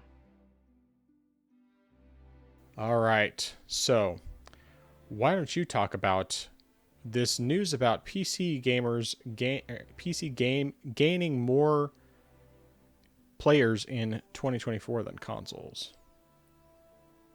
So there was a report that came out, and this was shared in Insider Gaming as well, from a Newzoo, which is a global data group, and they shared that more players started playing games on PC than they did on console for 2024. It says that the player counts rose 3.9% year over year from 873.5 million to 907.5 million for PC, and for console players, it grew 2.3% from 615.6 million to 629.5 million players. Now, they also added that despite having a higher growth rate on PC, consoles actually had more revenue. Console gaming had 42.8 billion in revenue, whereas PC gaming had 37.3 billion in revenue. And they expect revenue to continue growing to $92 billion by 2027. That's where they expect it to grow. And they also do project that the rate will also, as far as with the player rate, new players, it'll grow as well in 2025 and up to 2027. But that is essentially it. Before I share my thoughts, what are yours? Well, first of all, I just want to say, kind of as based on one of the notes here, I'm trying to figure out how console gaming could possibly have 615, let alone 629 million players. That part doesn't make any sense. Unless they're counting like all old consoles in the mix too, because they'd have to go pretty far back to get numbers like that. I mean, even looking at like where the PS5 currently stands, I think they're around like 75 million consoles sold. And I mean, if you add that with like PS4, which is I think around a little over 100 million, and like Switch, you have, I think around it's like 160 million, I want to say. And granted, this is all just the number of the consoles sold. I'm trying to figure out how they get such a high number. That part doesn't make any sense to me, and I feel like there's some numbers potentially being fudged here, but regardless of what it is, of course they do point out that the revenue is higher on consoles than it is on PC, which is actually not all that surprising because, I mean, console games typically sell for more because they don't get discounts nearly as often, and so people buy the games a lot more often. It's also easier. It's hard to say whether the way that they're tracking the revenue is just based off of like. I mean, with the console side, it makes sense. You know, they're tracking hardware sales, they're tracking software sales, they're tracking controllers, things like that. You know, stuff that's all part of those particular ecosystems. Easy enough. I mean, it makes sense to track. But for PC, I wonder if something that was pointed out by a video from Joe from Seattle is PC, are they tracking things like random upgrades like getting more RAM, getting more storage, you know, various other things that people might do in order to build up their computers and make them better, you know, getting monitors. I mean, I would imagine monitors might be counted in that, but I'm curious about that. Now, that's not necessarily to say that I think that, oh, it's definitely not true that the console's making more money. I think that would actually make sense because, like I said, you know, they sell their games for a lot more. PC, you get discounts all the time. People are buying cheap games. People are buying old games. I mean, a lot of times we're just holding on. We're just using the same controllers over and over for years and years and years, or just using the same mouse and keyboard for years and years and years. Some things are getting upgraded and some of them are not. So I think it makes perfect sense that the consoles would be making more money from that standpoint. But beyond that, the idea that PC gaming has grown significantly more from 873.5 million to 907.5 million in 2024, I can't say I'm surprised. You know, more and more people are switching over for one reason or another. You know, some people it's because they're just really tired of console gaming. Some people it's just the costs associated with it. You know, they're tired of paying for online. There could be any number of reasons people are making the switch over. And it could very well be also that some of these people, in fact, probably a large chunk of them, do both. They do PC and they do console. I know plenty of people who have made have started doing PC gaming, and before were only doing console. Lots of people who have Steam Decks, for example. It's a really good entry point for people, and that's what's gotten a number of people that I know into PC gaming. Now, most of those people are still doing heavily on console as well, but even still, I think that in time, there will be more and more people who will completely make the switch, or at least switch over to making PC their primary platform. I mean, I am certainly one of those people who has gone from being very hybrid focused to being so heavily on the PC side. I mean, PC and Steam Deck, but they're both PCs. To where I almost don't play my consoles anymore.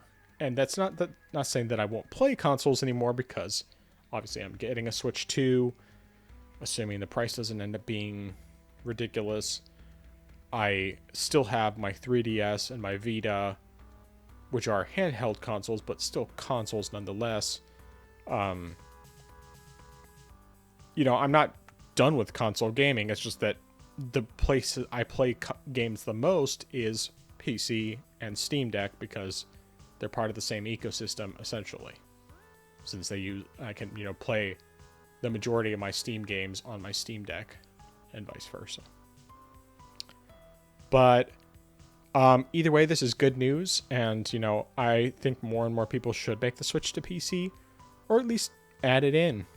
Start by adding it in and see where it takes them. See if they end up in a position where they just don't want to go back, or if they could just continue to do a little bit of both, or whatever. I mean, lots of people also make the switch back to consoles because they keep getting intimidated by, this or that.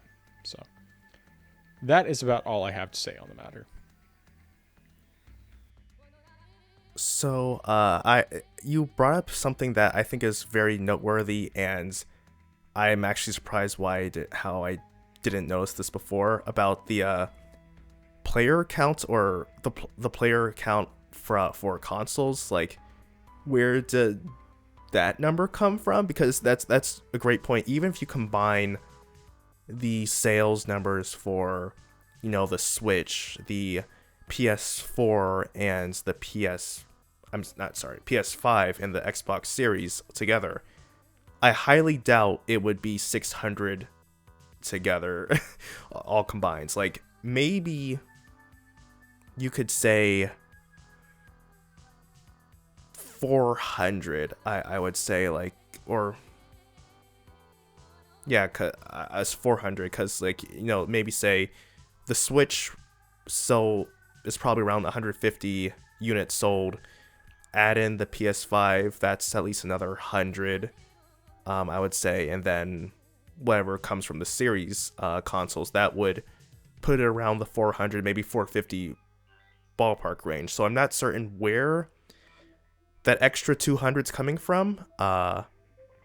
It's definitely interesting to note. But yeah, it's definitely odd. I would be curious about knowing where that came from. But as far as the revenue goes, I also think that, well, I guess as far as track numbers go, I can understand that. But I also think that there are a lot of numbers as far as like game sales go that are probably not being counted, because of the fact that with a lot of places, they only track the actual stores themselves. So, like, if you buy something directly from Steam, if you buy something directly from Epic Games, from GOG, if you're buying it from the Microsoft Game Store, those are going to be places where they would most likely track those numbers. If you buy something through, through some other sites, like, even if it's not a gray site, if you're not getting from the gray market, if you're buying something from Fanatical, Green Man Gaming, that probably doesn't technically count, because it's not, even though they're partners with these game stores and they're licensed, they're not directly, the sales numbers don't necessarily directly go to those stores. So I think those places wouldn't count, and a lot of people do buy their games from there, especially when you get like these good bundles. Like Fanatical always has great bundles, and I fall into those traps of buying from them a lot there. But especially with Green Man Gaming, they have pretty good pre-order discounts as well. So you got me hooked on them onto that. So I think those places aren't being counted as far as like revenue in that aspect. I mean, don't get me wrong, you can buy stuff unofficially on consoles. Like if you go to GameStop, that's not going to count because you're probably buying a used game that wouldn't count towards revenue spent. Or you could buy something from some other third party place, get it from a friend. So those sales wouldn't count either. But I think it's more so likely to happen on PC, and for that reason, there are probably hundreds of thousands, if not millions of dollars that aren't being tracked because they aren't technically official, even if they are legally purchased games. So while I do think that the numbers make sense in that aspect, I think there are numbers that aren't being counted as well, though. But yeah, I'm not saying I'm definitely not surprised about more PC gamers, about new players being PC gamers rather than console. I also think that to a degree, streaming has helped in that aspect, because you do see a lot of people who like these, I guess, mainstream streamers on like Twitch and stuff like that. They are using PCs for what they're playing, so that makes sense, and that would also entice, I guess, their younger audience members to say, oh, I want to get a PC because my favorite streamer is using a PC to play this game, and it's super cool. And it got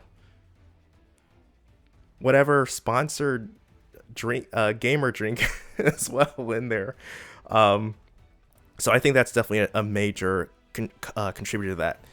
However, I will say this though, I'm not entirely certain how I'm mixed about this, because I don't want people who do come from consoles to bring their console mentality to PC, and that's gonna be the one thing I actually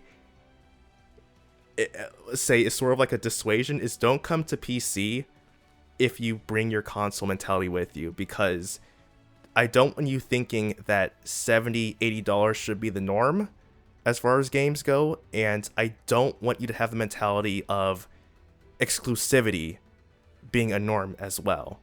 I mean, it's even crazy because that mentality has cropped up here and there. I remember an article, I think a couple years ago, from PC Gamer, the online newsletter. There was an article saying that the Steam Deck should have an exclusive. And I'm like, how are you called PC Gamer and you want exclusives? And the fact that you missed the sole point of a PC is not have exclusives, that you can play your game wherever, on whatever hardware you want, on whatever system you want. So yeah, leave that mentality at the door if you're gonna come to PC. Otherwise, just stay on console, okay? Stay there. Don't come over here. But yeah, that's all I've got to say. Agreed.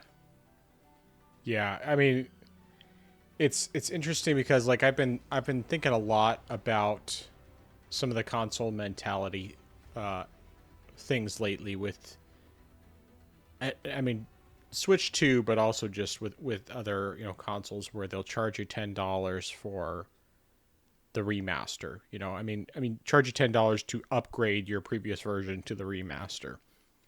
And like I can understand charging extra if you're giving a bunch of extra content and that sort of thing. But if all you're doing is slightly improving the visuals and improving the frame rate, there's no reason why you should be charging for that. And that is very much, I mean, like console mentality. I have all these people telling me that it's just $10. It's not a big deal. And it's like, I get what you're saying because I've done console stuff enough, and there have been times where I've had that mentality as well. But then I think about, on PC, when they did the remasters for BioShock, and for Darksiders, I got the remasters for free. They literally just gave them to me. They added them to my library on Steam, and I didn't pay anything extra for them. I had already bought those games on discount years ago, and I got the remasters for free. I didn't pirate anything. It was just literally, I didn't even ask for them. They just gave them to me. I didn't even have to put in a code. They just gave them to me. I got the remasters for completely free. And even if you have games that are not remastered, on PC, so often, you might be able to run a game up to a certain level of performance with your initial rig. You upgrade your PC, you instantly, with almost no exceptions, you're going to be able to get better performance and better visuals because you can bump up the settings higher. If your hardware is more powerful, you can get a higher frame rate. I mean, obviously, some of that is also dependent on your monitor's refresh rate and all that, but the point is that you can get the game that, even if you were running it at max settings before, you can still run it better with better hardware. And that's something that you have on PC that you don't have on console in most cases. Now, Xbox, from my understanding, has actually been doing that sort of thing with their old back catalog games, which is fantastic that they've done that. And it's like, it's a duh thing to do. They should do that, especially considering the fact that they own Windows. And they already do this on PC. They have for years. So, I understand the console mentality because they don't technically have a choice in the matter. They basically have to just accept this $10 upgrade. But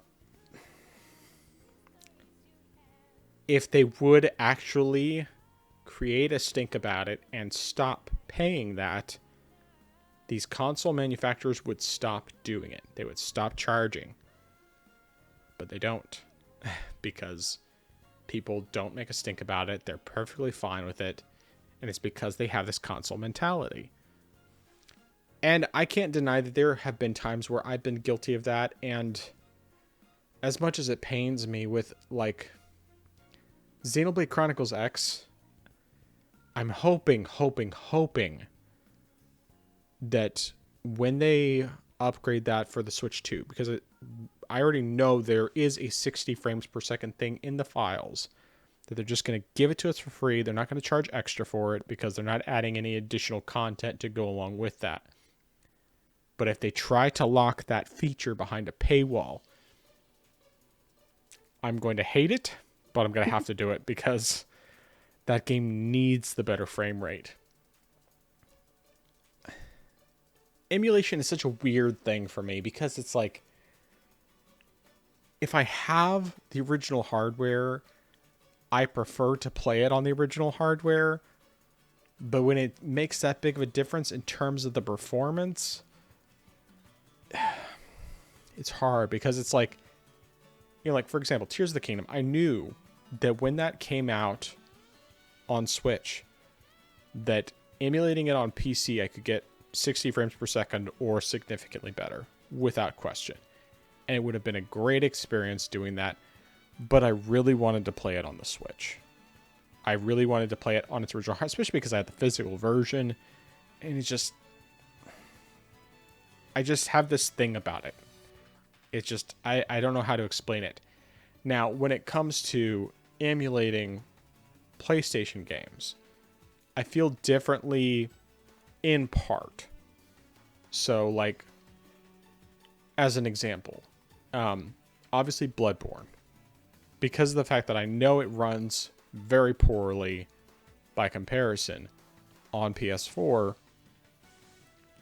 I've decided I'm playing it on PC. And I think that more likely than not, if games like Infamous Second Son or the Gravity Rush games, if they could get those to have that unlocked frame rate or at least get 60 frames per second, I would be interested in just emulating them. Because I've played the games. In many cases, I've beaten the games. I guess Gravity Rush Remastered is actually 60 frames per second, but Gravity Rush 2 is only 30. As great of a game as it is from what I played, it's only 30. But like Infamous, I believe Infamous Second Son is like an unlocked frame rate, so it varies a lot. But I don't think it drops below 30, and it was still like such a great game. But then there's other examples where, like, especially when I already have it on a portable device, usually I just want to play it on the portable device because it's like, okay, yes, I could play Switch games on my Steam Deck, probably get better performance, that sort of thing, but then I have to go through the trouble of figuring out how to dump my game cartridges so that I can play those games on my Steam Deck and then get the emulator set up and all of that. Or I can just play it on my Switch and not have to worry about it. And so it's kind of like I still have that little bit of console mentality in the back of my brain when it comes to things like that. Or like I have the God of War collection, the original games I have on the Vita, and then I also have the PS3 version that includes the collection. And even though the Vita version doesn't look as good, or at least, actually, I think it looks about the same as the PS2 version, but it doesn't run as well as the PS3 version because it's not 60 frames per second, and I guess the audio is not quite as good. But part of me is just kind of like, but I kind of want to play it on the Vita because it's like I bought it there so that I could play it there. But at the same time, I also know when I play this on Steam Deck, it's 60 frames per second, runs great, all of that. And it's just so many of these things, it's like it's hard to make that decision. I think part of it is also I like running games natively more than emulating. Emulating to me is just kind of like, okay, if this is easy enough to do and or the game is like impossible to find, like with the what you call it, the Xenogear, or not Xenogears, Xenosaga games, the Xenosaga trilogy, like those ridiculously expensive. Like I saw my local game shop had the 3-pack, $400. It's like, I'm not paying $400 for that. I'm sorry. No, I don't want to play them badly enough to spend $400, especially because none of that money goes to the developer at all. It's like, I'm not doing that. In that case, I'm just going to emulate it. If I have the option to buy the game to where the developer will get some money from it, I'm all for it. But if I'm just paying a third-party seller, a scalper, ridiculous amounts of money for a game that I could get pretty easily and then just emulate, I'm probably just going to get it and emulate. But also, I think the other thing is that I like playing, if I'm going to emulate a game, I want it to be something where it's going to give me a significant advantage beyond just visuals and frame rate, because visuals and frame rate are great and they're, make a big difference. But like, if I'm going to be stuck at my computer either way, I would probably rather emulate in general, unless the console experience is already really good. Like, for example, with Uncharted Nathan Drake Collection, those games are all 60 frames per second on the PS4. Great experience. I can remote in with my Steam Deck, and then I can have gyro aiming. Of course, I'd rather have it natively on PC, but I own the games on PS4, and, it's a positive experience there. But then, anyway, I'm just going to keep ranting and raving. I don't even remember how we got to this topic. I guess we were talking about PC and console and all that stuff. I don't think there was anything else. So, I'm done. Nothing else from me. All right. Well, we don't have any listener questions tonight, but did you have any discussion topics you wanted to go over? Yeah, I have one topic question, and that is, if Nintendo only provided one of these, which would you prefer? An N64 or GameCube Classic, akin to the NES Classic or an SNES Classic, or Virtual Console on the Switch 2? Probably Virtual Console. I'd rather buy the games and be done with it if I was going to do that. Yeah, because like I like the idea of an N64 Classic or GameCube Classic, but the main thing for me is that it still just requires buying another console, buying another plastic box that probably won't get used all that much. Whereas if I could just buy the games on Switch, even though I'd much rather not have to buy them again, then at least I'd have a portable device that I could play them on long term. Because I'd much rather have that. It's one of the reasons why, like, despite, completely legitimate criticisms of it, I really like the Super Mario 3D All-Stars collection. Now, of course, eventually I want to actually get the Mario 64 PC version so that I can get those beautiful high frame rates and, potentially some other mods in there to make it a much more enjoyable experience instead of 30 frames per second, which makes no sense why it's only 30 frames per second on the Switch. And the same with Mario Sunshine. Even though I loved both of those games, it makes no sense that they're 30 frames, especially when you have Mario Galaxy on the Switch that's 60 frames per second. Looks amazing. Plays extremely well. Like, it's peak with those gyro controls. Like, the Wii Remote, I'm sure it was great back in the day, but when I tried playing Mario Galaxy 2 on the Wii, after playing Mario Galaxy 1 on the Switch, is like, I don't like using the Wii Remote. I don't have to shake the Wii Remote to gather the whatchamacallums. Not stars, what are they called? The things. You probably know what I'm talking about. I'm sure you played it as a Nintendo fan back in the day. I know what you're talking about. I just can't remember the name either. But yeah, it's like I wish that they would just do a native port of Mario Galaxy 2. If they made it just as good as the one from Mario Galaxy 1, I would be thrilled. Because while it runs reasonably well on the Steam Deck emulating, there are some hiccups here and there that are just annoying enough to where I'm just like, the experience with Mario Galaxy was better than this on the Switch. And so I want them to just do a native port on the Switch. I don't know. Anyway. What were we talking about again? Oh, that's right. So yeah, N64 Classic versus and GameCube classes versus Virtual Console on the Switch.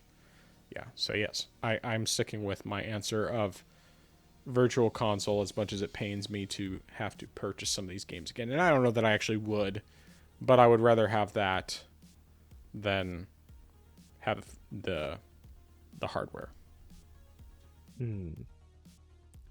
Okay. Yeah. I actually kind of am the opposite. I'm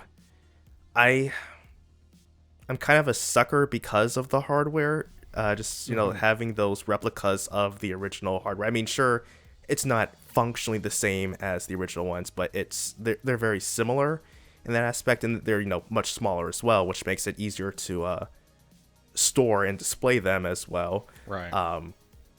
But I'm also kind of in the mentality of the fact that I know that once I buy this, I have everything here and I'll continue having it. Whereas, unfortunately with Virtual Console before, if you bought a game on, any platform, if you get a new platform, you have to buy the same games over again on that one, which is a real shame. And I really just would not feel like having to buy the games all over again just to play them on another piece of hardware, which is kind of like why I would much rather just have something where, like, yeah, you can only play these certain games, but at least you have them, and you can just still have them. And I think there's pretty fun collector's items as well, which I'm kind of a sucker for in that aspect. Yeah. So that's why I sort of lean towards that. But I mean, if Nintendo brought back Virtual Console, it would be great if they would do that. And I mean, I think it would be better even if they would allow you to transfer your purchases over to new hardware. Yeah. But that ain't gonna happen, is it? I mean, if they did that, Never. I would definitely say Virtual Console all day, because it's like, yeah, the games I bought back on my 3DS and on the Wii U, and I can play them, on later pieces of hardware. Yeah, sure, go right ahead. I'm all down for that. But since that's not the case, that's why I opt out. Well, at least on the 3DS, well, I mean, in my case, I still have my 3DS, and so all my Virtual Console purchases I still have easy access to. And, I don't really have any reason to play them anywhere else. I actually really love the 3DS for Virtual Console. Last time I played Super Metroid was on there, and it was a fantastic experience there, because the D-pad's great on the 3DS. And it was so good. I mean, of course, that game's amazing anyway. Actually, I guess that's not entirely true. The last time I played it to completion was on the 3DS. I played a decent chunk. I played a decent chunk of it on the SNES Classic, and that was actually the first time I played without doing any save states. Because previously, every time I had played it, I had either done it through Super Nintendo emulator, because that was the first time I played it was through Super Nintendo emulator, and then I played it immediately again right after I beat it.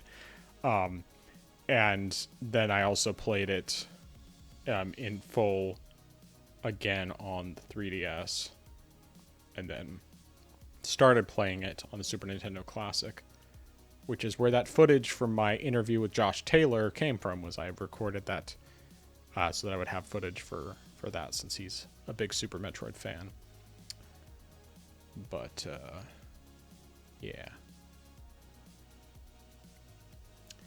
The one thing, the only reason why I don't want the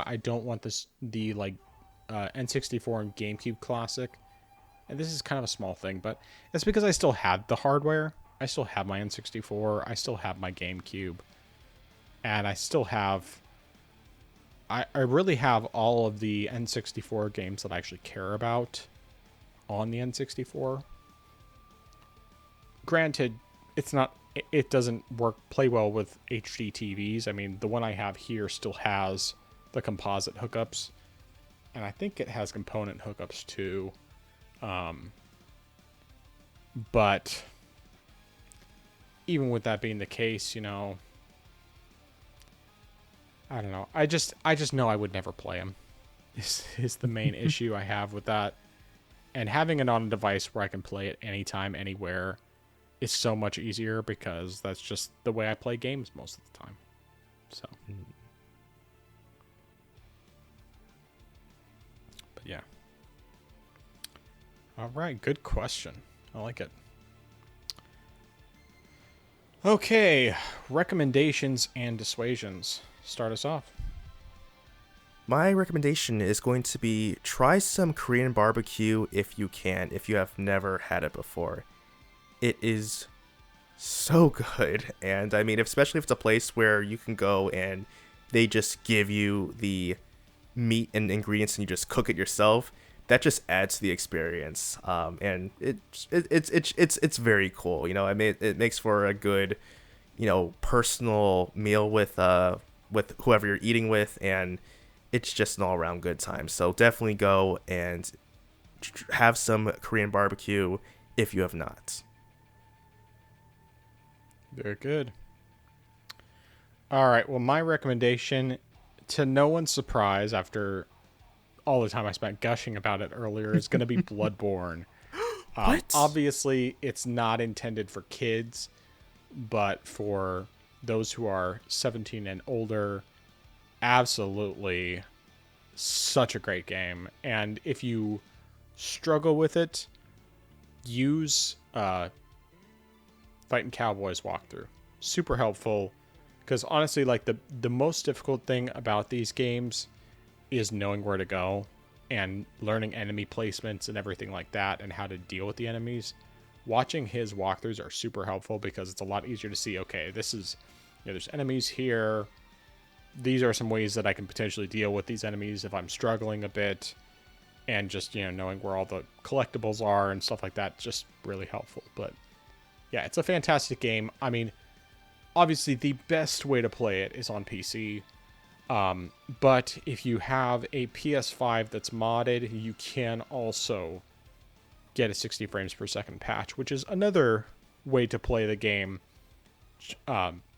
great as well. So I definitely recommend that if you have the option to do so.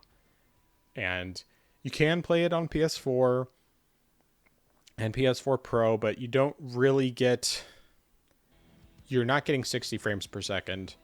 And unfortunately, Sony just pretends this game doesn't exist apart from, having it in their 30th anniversary trailer thing a few months back, whenever that was.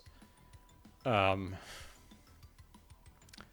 don't understand what Sony is doing with this.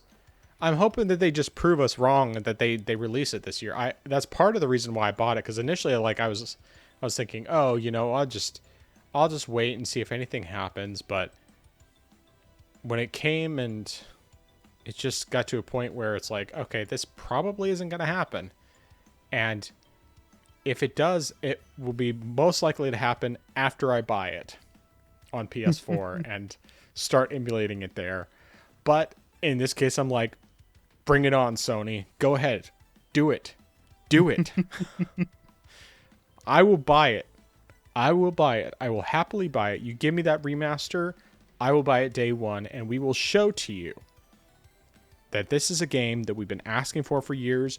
We're going to buy it in droves, and you're going to see it potentially outsell the PlayStation version on PC. I could see that happening because the Soulsborne type games are so prevalent and so highly played on PC over other platforms. It's like, it's where those types of games are most popular. So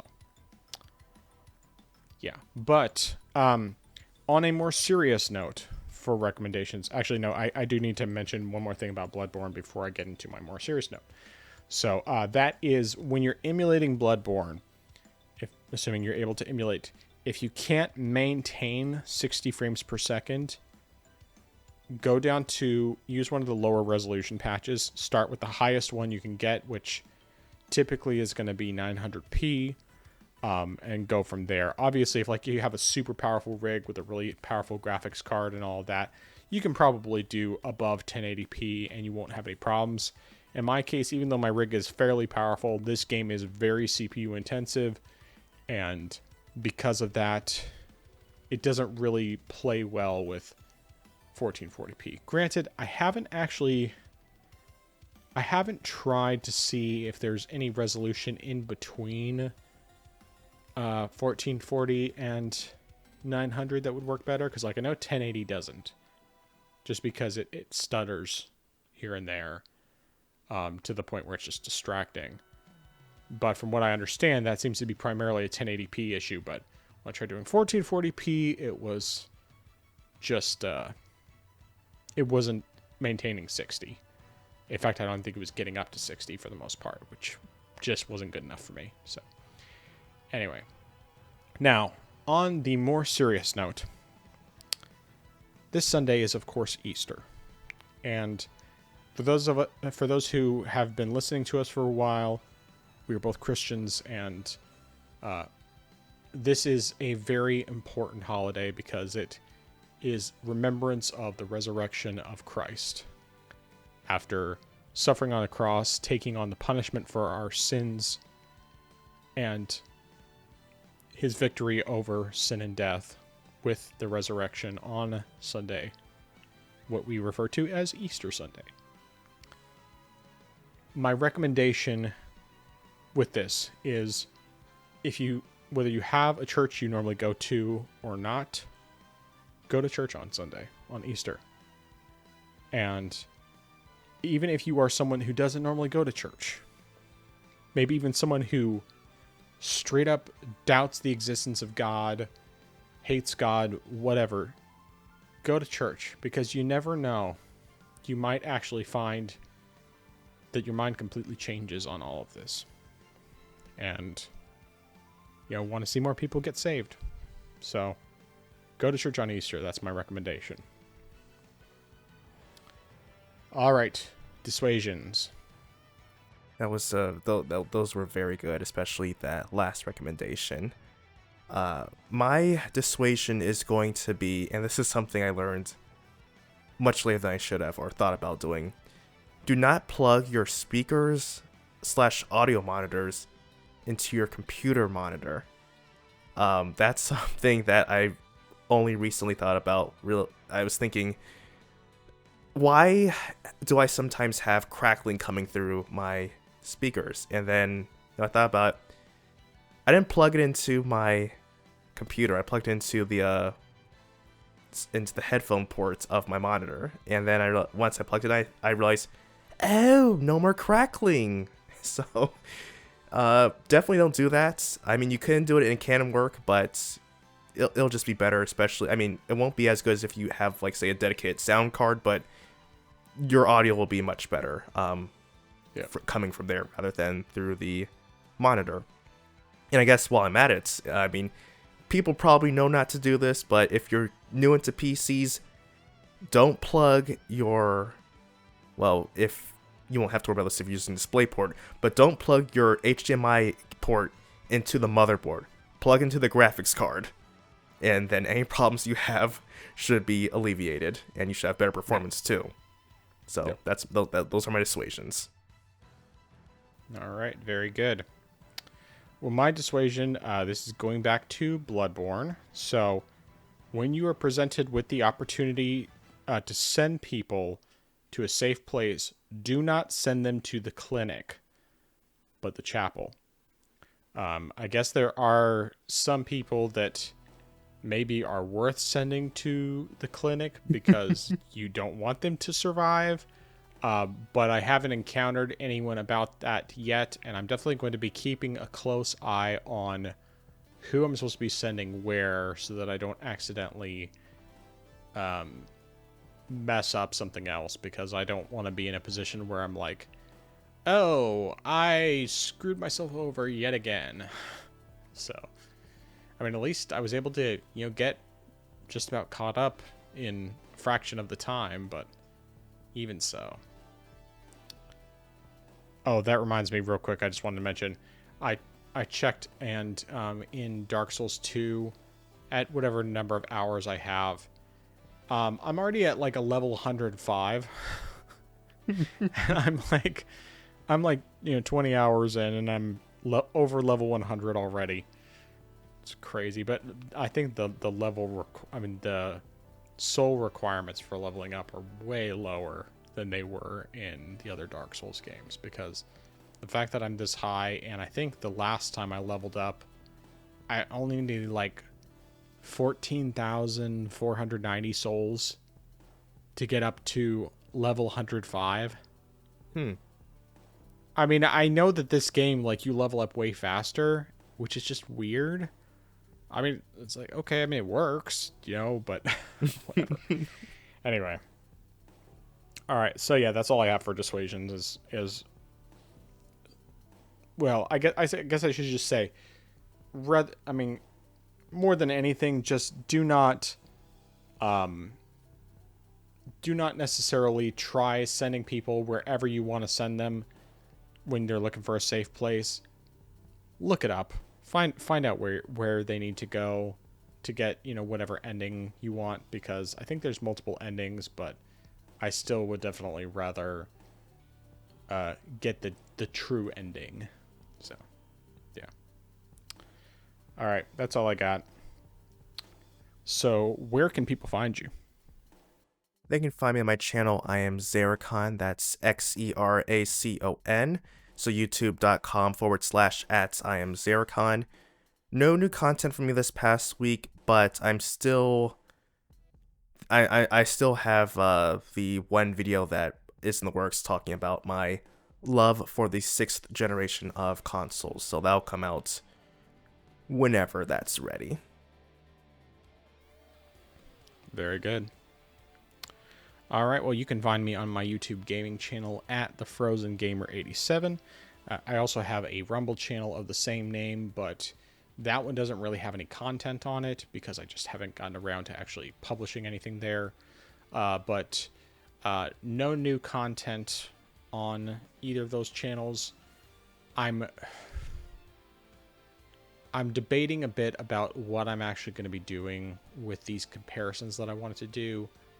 Whether I am going to stick with my original plan of doing them on the using the Switch OLED, or if I'm going to just shift gears and get the stuff recorded for the other device or devices, and then do the Switch 2 as the third device, or second or third device, depending on the situation.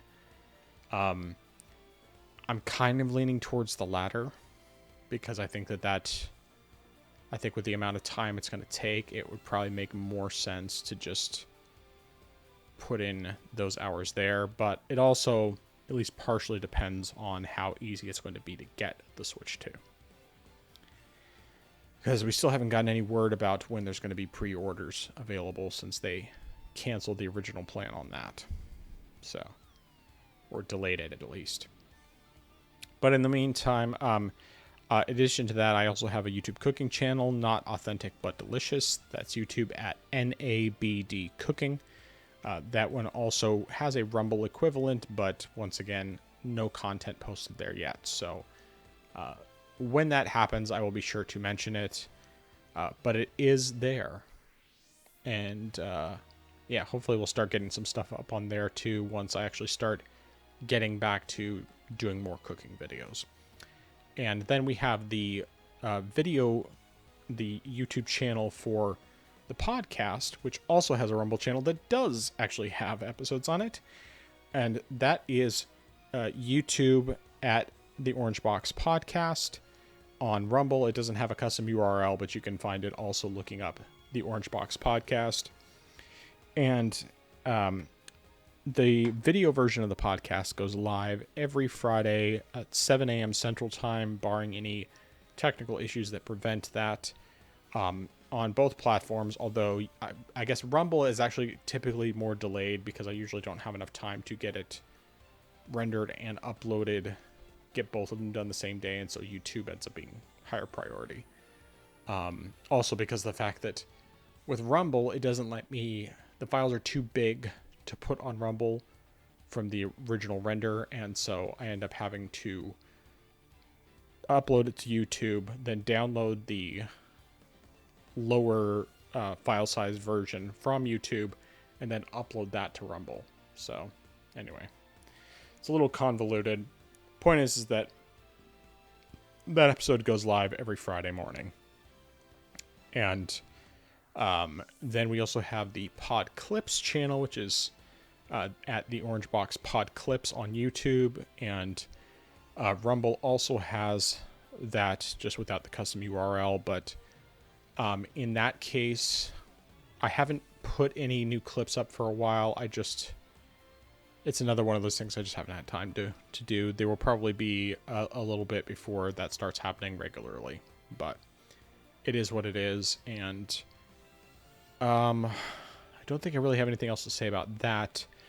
There's, of course, the audio-only version of the podcast, which normally goes live every Friday at 12 a.m. Central Time. And that's on all major podcast platforms, including Apple Podcasts, YouTube Music, Spotify, Deezer, iHeartRadio, Amazon Music, and probably some others that I just can't remember off the top of my head. But that one has all the same content, just without all the video clips that we normally include. And in the video version, you can see our beautiful faces, as well as clips from games we've been playing, and so on and so forth. So obviously all the video stuff is not included with the audio version, but everything else is exactly the same. So I think that is everything. Any final thoughts? Last chance. No, sir. All right. Well, I am the Frozen Gamer 87. That is I am Zaracon. We are the Orange Box Podcast. And until next time, Christ is risen. He is risen indeed. Orange Box Podcast out.